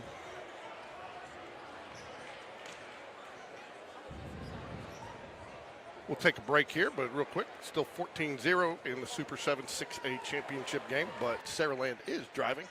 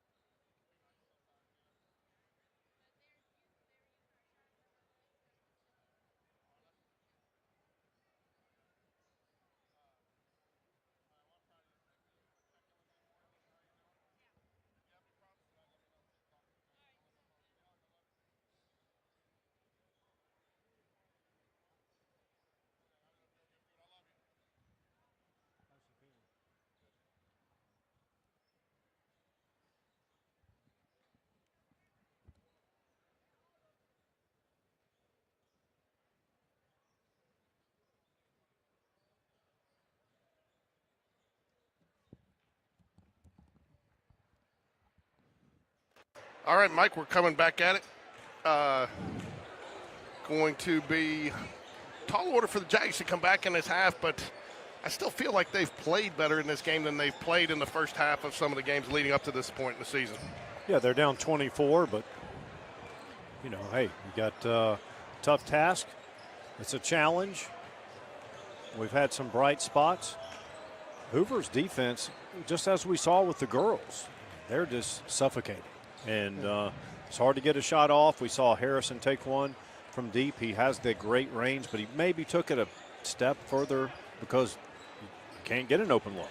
No, and I think, too, to contending with those big guys inside, I mean, it's a tall order for anybody. But I'll tell you, one of the things that's impressed me tonight is you said we've covered London and Brown, but Brown's ball handling and his ability to get up and down the court with the ball has improved immensely over the last couple of years. Yeah, and Fairley is solid. And then they have Jackson Sheffield out there at 6'9" or 6'10" with Brown. Big ask. Yeah, it's a big ask. But, and again, part of, though, you can do that because those guys are so athletic and you don't suffer on defense on the perimeter with them in there together. Right, yep. And then you saw both of them guarding our ones and twos along the perimeter. We couldn't get shots off. You can't drive past them. Or if you drive past one of them, you have to deal with the next one. Yeah, a couple of shots the Jags have had have been deflected or blocked. They haven't had some of the second chance points. Again, the officials letting them play, though, which, again, I think to your point, favors the Bucs because of their size. Right. They're just bigger and stronger, and so. But hey, it's take it each possession at a time, even as they say in football. But in basketball, you want to get good trips down the court and have a good quarter. So it'll be Jaguar basketball here starts second half, Mike. So what do you think? What do you think you do in this situation, your Coach Black? Do you come up with a set play right out of the half to try to get a bucket, or you just run your regular offense? I would say the latter. Run your regular offense, and then because there's really not a lot you can do as far as scripting, like this right here. You didn't see pull up from 15 off. Riley Kent put back. I tell you, Riley Kent is not afraid to go up against the big guys inside. I'm telling you, man, he got the haircut off and he can leap. I know, man. Maybe it's the opposite of Samson and Delilah. Isn't that the one that cut the hair and he lost all his power? You cut his hair and he gets it all back. Yep. So I didn't recognize him in warm-ups. I've been impressed with his game tonight, Mike. Me too.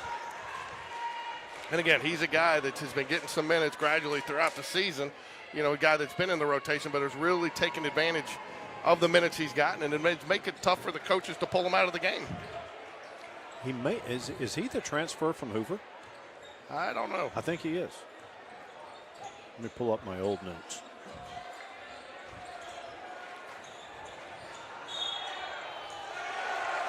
Offensive foul called.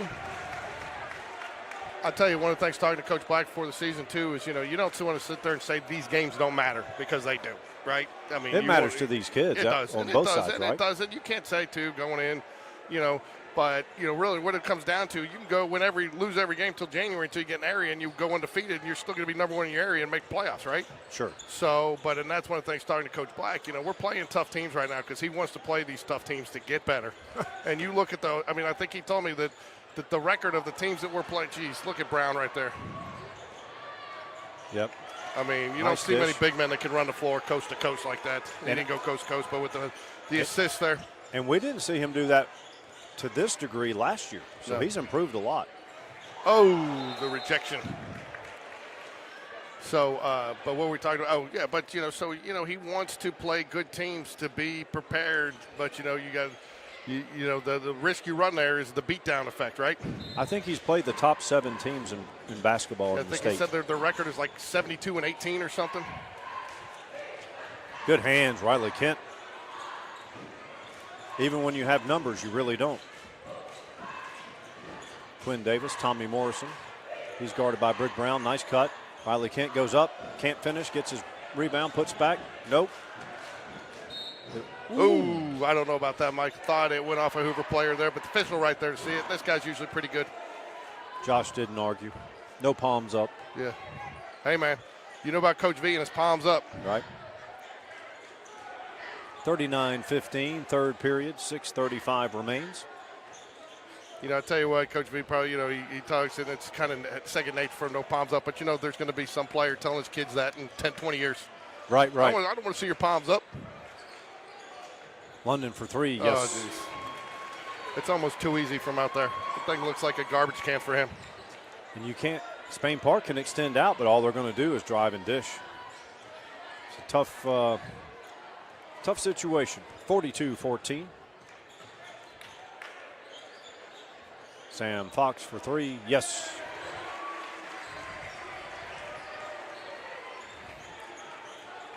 Stop the ball. That's Robinson. Brown drives left baseline. He finishes. Oh. Careless turnover. Sam Fox throws it away, then he gets the foul call. Those are backbreakers right there. And then no rest for the weary here. You know, you're going to bring in another 6'9" guy, Sheffield, right? Yep. Jackson Sheffield comes in, you know, so, you know, it's when you know. He might be 6'10". It's kind of like when we talked about, you know, Dakari Shanks and C.J. Cowley. You know, you don't get to take a breath with one of those two guys coming in and out, you know? Yeah.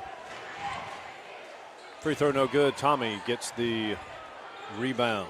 Because I guarantee you Sheffield's starting at any other 7A program in the state. Oh, no doubt. And dominating. I mean, he's a power 4 prospect. There's Brown with another rejection. Good outlet pass. And Dwayne Brown sends it down. Ooh, that was a double dribble. He got it.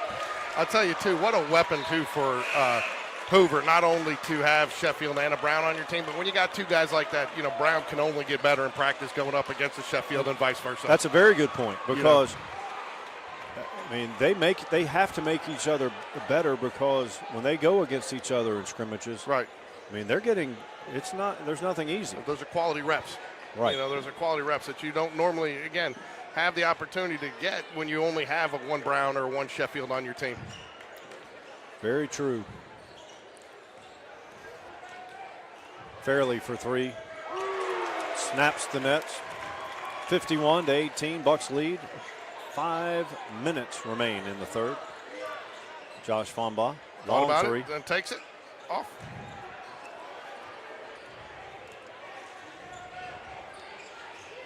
He's gonna find it. I just don't feel like Joshua Fonbaugh's found his rhythm yet this season. Do you? Maybe the Vestavia game that we did not broadcast. Yep. I think he went like 24, 5 and 5. Another 3. Austin Dudley drains it. They're going to get the foul called there.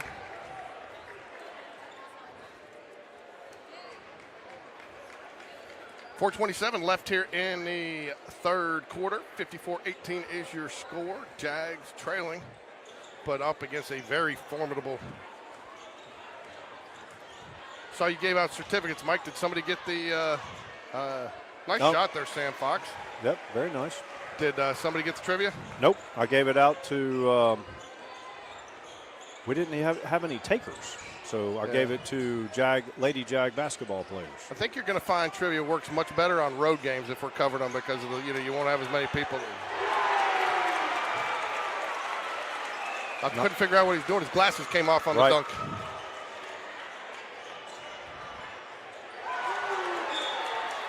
Again, that's what you don't want to see. That's where this game can get really, really out of hand is if the Jags start trying to force the shots that they don't need, you know. I think here, try to take a little bit off the clock, work your offense, work your sets. You know, otherwise you don't want to get into a shootout here with this Hoover team. Otherwise, the score could get real ugly. Yeah, it's hard to have a plan in the half court or full court against this Hoover team. Garrett Gorman 3, yes sir. So Sunday night, Mike, we will start our Jaguar Basketball Weekly. We'll have an interview with Coach Black and highlights from this week's action. And then next week we'll start it with Coach Hatter and Coach Black.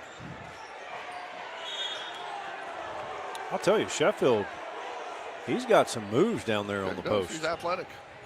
Very athletic. He's kind of tall, too. Very tall. So, you definitely don't want to be sitting behind him on the airplane. He's going to have to recline that seat. I'm not going to lie to you, Mike. I got spoiled. I got upgraded to main cabin plus. Had that add a little extra couple inches. It makes a big difference. I was back in the regular with the regular people, just in economy today, and I mean, I felt like it was the tightest seat I've ever sat in. The bank is open for Jackson. 58-23. 3:23 remains in the third.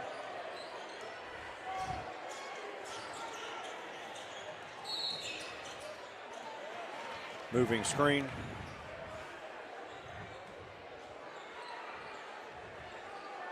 Number 22 for the Jags called with the foul. Who's that? Erickson? Zach Erickson, yep.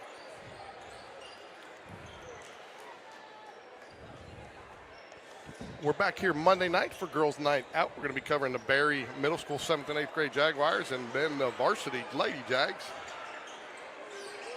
And for the Bucks, number 2 Williams, number 10 Bolware. Bolware for 3. Rainbow off the front iron. Kept alive. Walker Coxhead with the ball. He goes coast to coast. Finishes and the harm. Also in for the Bucks, number 11 Michael Glass. Number 3 Riley Fry.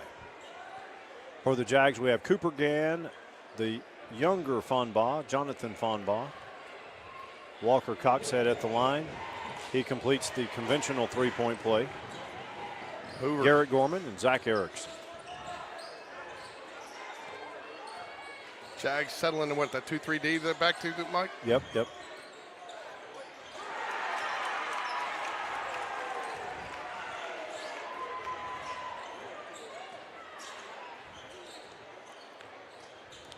Lead is 34. Walker drives again, dishes back out to Garrett. Garrett for 3 again, off the front. Jonathan Fonbaugh down there. Gets a hand on it. It'll stay Jags ball. Honestly, I don't know what you tell if you're a coach and you're playing against this Hoover team. I don't know what you. There's only so much X's and O's you can do. Well, you know, good defense, Jonathan. I mean, I'm thinking what you're looking for here, if you're Coach Black, is the fight in your team here right now and the way they're executing. I think, you know, again, I don't know that the Jags have necessarily played as badly as we've seen them play at times this year, right? Yeah. Oh, no. I mean, you're just running into another buzzsaw. I mean, you got to give Hoover credit with their, and then, you know, sometimes it's X's and O's and other times it's Jimmy's and Joe's. And tonight I think it's the Jimmy's and Joe's. Absolutely. Cooper Gann. Ooh, that could have been close to a goaltending there, Mike. Yeah, it was close. Got 3-on-1. Glass drives. Contact, no call. He finishes with the left. Cooper Gann.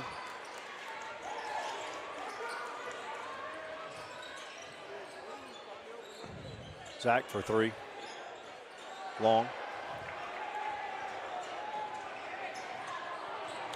Turnover. Rare mistake there by the Hoover Bucks. I thought we were going to be joined by Hoover City Schools board member Alan Paquette tonight, but I think he's doing a little bit of politicking, walking around, you know, shaking some hands. PR? Yeah, a little PR. He's a good guy. He'll be doing some broadcasting with us this fall, though, or this spring for baseball. His son Ryan, R-Y-N-E, is in Ryan Sandberger, not Ryan, as he's called many times. He probably has an excellent chance to be the second baseman. At Spain Park? Yeah. So, talking to Will Smith, the baseball field is wide open with the exception, I think, of shortstop, which is Reese Jones. You know, everybody's, you know, and again, you lost almost 39, I think, or 40 seniors over the last 2 seasons, players, and I mean, that's a lot. So you're going to get to see a lot of new faces on our broadcast.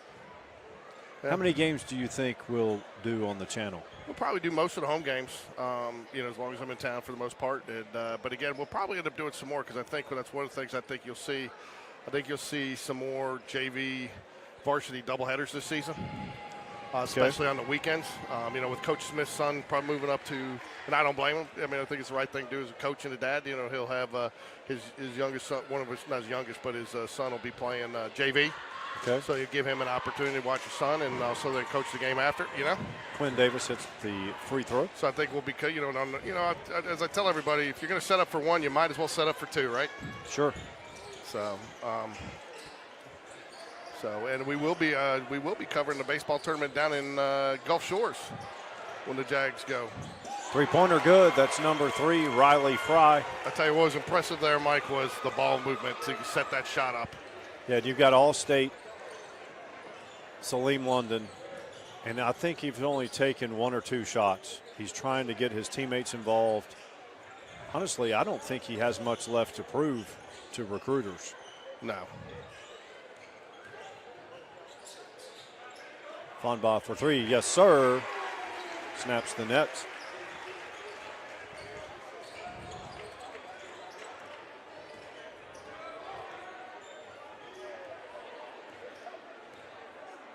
Two-three zone. Hoover Bucks going for 1 shot, working it at the 9-second mark. Three-pointer, nope. Wow, that was a nice little effort. It was nice, very athletic, get up. And again, knowing your situation there, knowing that he had to get it up while he was in the air. That was Riley Fry for the Bucks.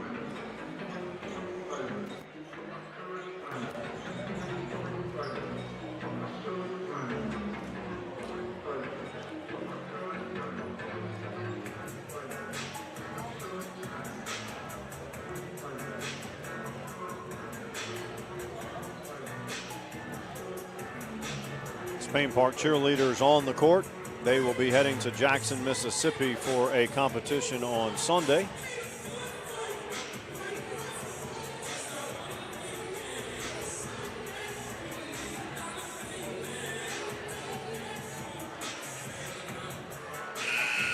Well done, girls. At the end of 3, the Bucks lead 67-31. Start this 4th quarter. 1:05 left in the 2nd quarter of the Super 7 6A championship. Parker leads Saraland 21-7. Saraland does have the ball with 1:05 left, so that offense is high powered. So you think they might have a chance to maybe cut that to 7 before halftime? I tell you, but though, from the limited bit that I've been able to watch here, Parker's defense has been stout. Well, obviously so. If you hold Saraland to 7 points for basically the first half, that's incredible. Oh, gonna get a flag there, sorry. London on the left wing. Jackson Sheffield out to the corner, 3-pointer, nope. Dwayne Brown gets the rebound. Guarded by Sam Fox, turnaround, yes. Too easy. I'm not talking about what we'd put on him. He's just that skilled. Yep. You got to figure him or Salim London's got the best chance to be the 7A player of the year. If not an Alabama Mr. Basketball, wouldn't you? I would think so. I haven't seen everyone play, obviously, but Tommy for 3. You haven't seen everyone play? Well, not even highlights. I haven't even seen, like. You haven't seen everyone play? There's Jackson Sheffield with his 4th or 5th dunk. He doesn't even start for this team.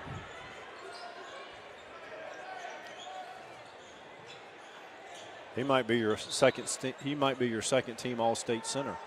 Hot clock here in the 4th, 71-31, 40-point lead for the Bucks. It's been all Bucks since pretty much the start, but the Jags, there's been some flashes of brilliance here, Mike. Yeah, some bright spots. That was a travel, and they didn't call it.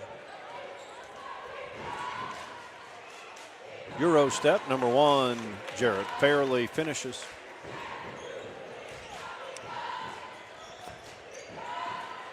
Harrison Stewart in the game has not really had a chance to do much tonight, Mike.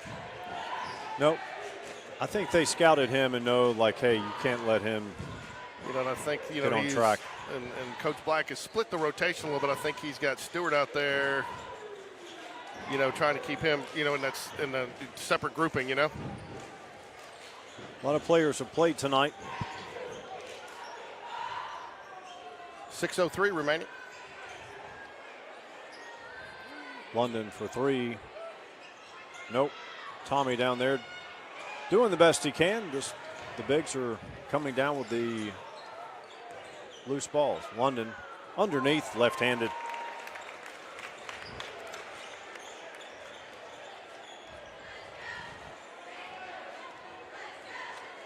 We got 4 subs set to come in for the Bucks. Quinn Davis, Harrison Stewart, Riley Kent for 3. Short, gets his own rebound, dishes out to Tommy for 3. Nope. Behind the Brown. back dribble by Brown. Big man showing his athleticism. Yep. Says, I'm coming out this year and I got handles. Here's London guarded by Sam Fox. Maybe Sam Fox should go for the Riley Kent haircut. He might be doing 360 dunks. Speaking of dunks, there's big Jackson Sheffield. You know, the dunks lost its effect there on the crowd. You know, unfortunately, that's because he's had a few too many today, huh? Yeah. Yeah, that's routine. Yeah, it's just you cheer for the first 5, but number 6, you're not so much. Right. So, Saraland touchdown with 9 seconds left in the quarter, which means it'll be a 21-7, or assuming the extra point's good here, 21-14 halftime score at the Super 7 6A championship game. I believe this is the last one, isn't it? Everybody's played. This is the last championship game. They don't have any on Saturday? They might. I don't know. I'd have to check. And you know what? It was cold out there for the last 3 days. I know. You told me every day that I've talked to you this week. I think the crowds would have been much bigger if it weren't for the cold temps. Coach Black with the timeout there. Definitely wanted to see something work in process here.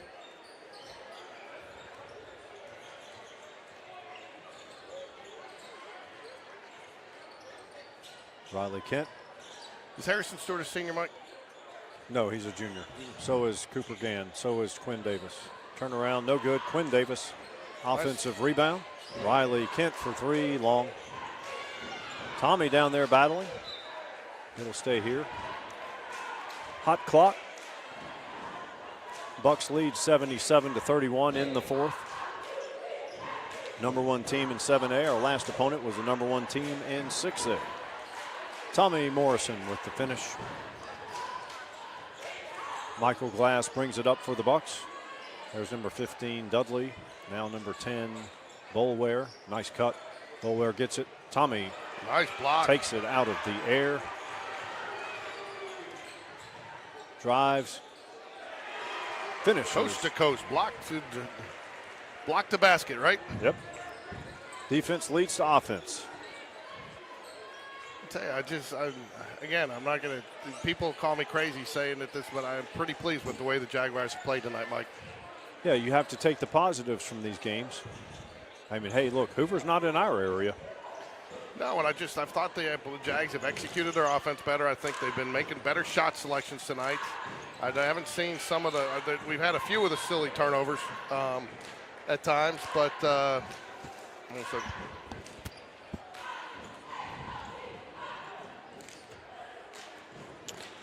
approaching 3 minutes remaining in the 4th.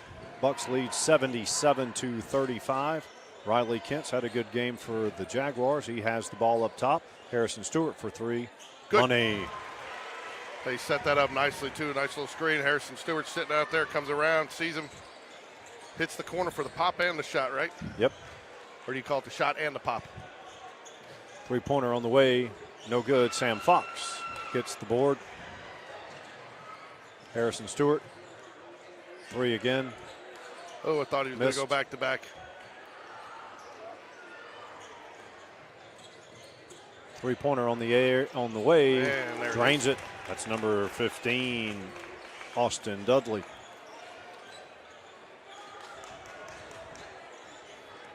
Bucks playing man-to-man. Harrison Stewart drives. No big man in the lane. Does not finish. Got both of the bigs out for Hoover. Quinn Davis. I mean, why would you take a chance with a 42-point lead? Hot clock here. You got it. You're going to need those guys down the stretch if you're going to do 5 in a row, right? And he brings it back in. I don't know if I agree with that move. Well, having one in, I was just pointing out I the fact that Spain Park could finally attack the rack because neither big was in. I just don't know why you put him in there. Well, he doesn't start, and he's earned the playing time. Oh, I get that, but I mean, he is a guy that has got plenty of minutes. And Tommy rejects it again. Sam Fox drives. missed probably a chance. It was probably would have been a tough pass, but might have been able to make a pass there for an easier shot. Long three, nope. I've been impressed with Tommy Morrison in his fourth quarter and his effort, Mike. Yeah, he's had a good game and a good fourth quarter. Riley Kent's played well. Step back, two-pointer, no good. We're inside of a minute. Clock is hot. Again, that shot doesn't hurt you, but again, that's not the shot you're normally looking for, you know. I think still at this point you're working it. You'd love to see the Giants get a couple more points on the board, cut it to under 40. But I think Hoover's going to be content just to pass it around and milk the clock out. And the impressive thing about Hoover, both Sheffield, 3 for number 2. Yes, sir, that's number 2. Riley Fry is London and Brown and Sheffield. They get their teammates involved. Very unselfish play tonight from the Hoover Bucks. Riley drives. Knocked away. Bucks have a 3-on-2. Three-pointer on the way. Rainbow, yes, sir. That should do it. Quinn Davis from half court. The final score is Hoover 86 and Spain Park 38. We're going to be back here Monday on the for air girls, Monday. Okay. Monday, girls' night out. We're going to be all girls action, 7th, 8th grade, and varsity Lady Jags action. So an opportunity to see the future of the Jaguar basketball program. So come on out and watch. We should have good crowds across all 3 levels. I'm not sure cheerleaders will be here or not, but anyways, I want to thank everybody for joining us tonight. And Mike, always a pleasure to get to call some basketball with you, especially in a little warmer weather than I saw. And I did need a furry. Yeah, yes, this beats Chicago weather. So thanks again for joining us, everybody.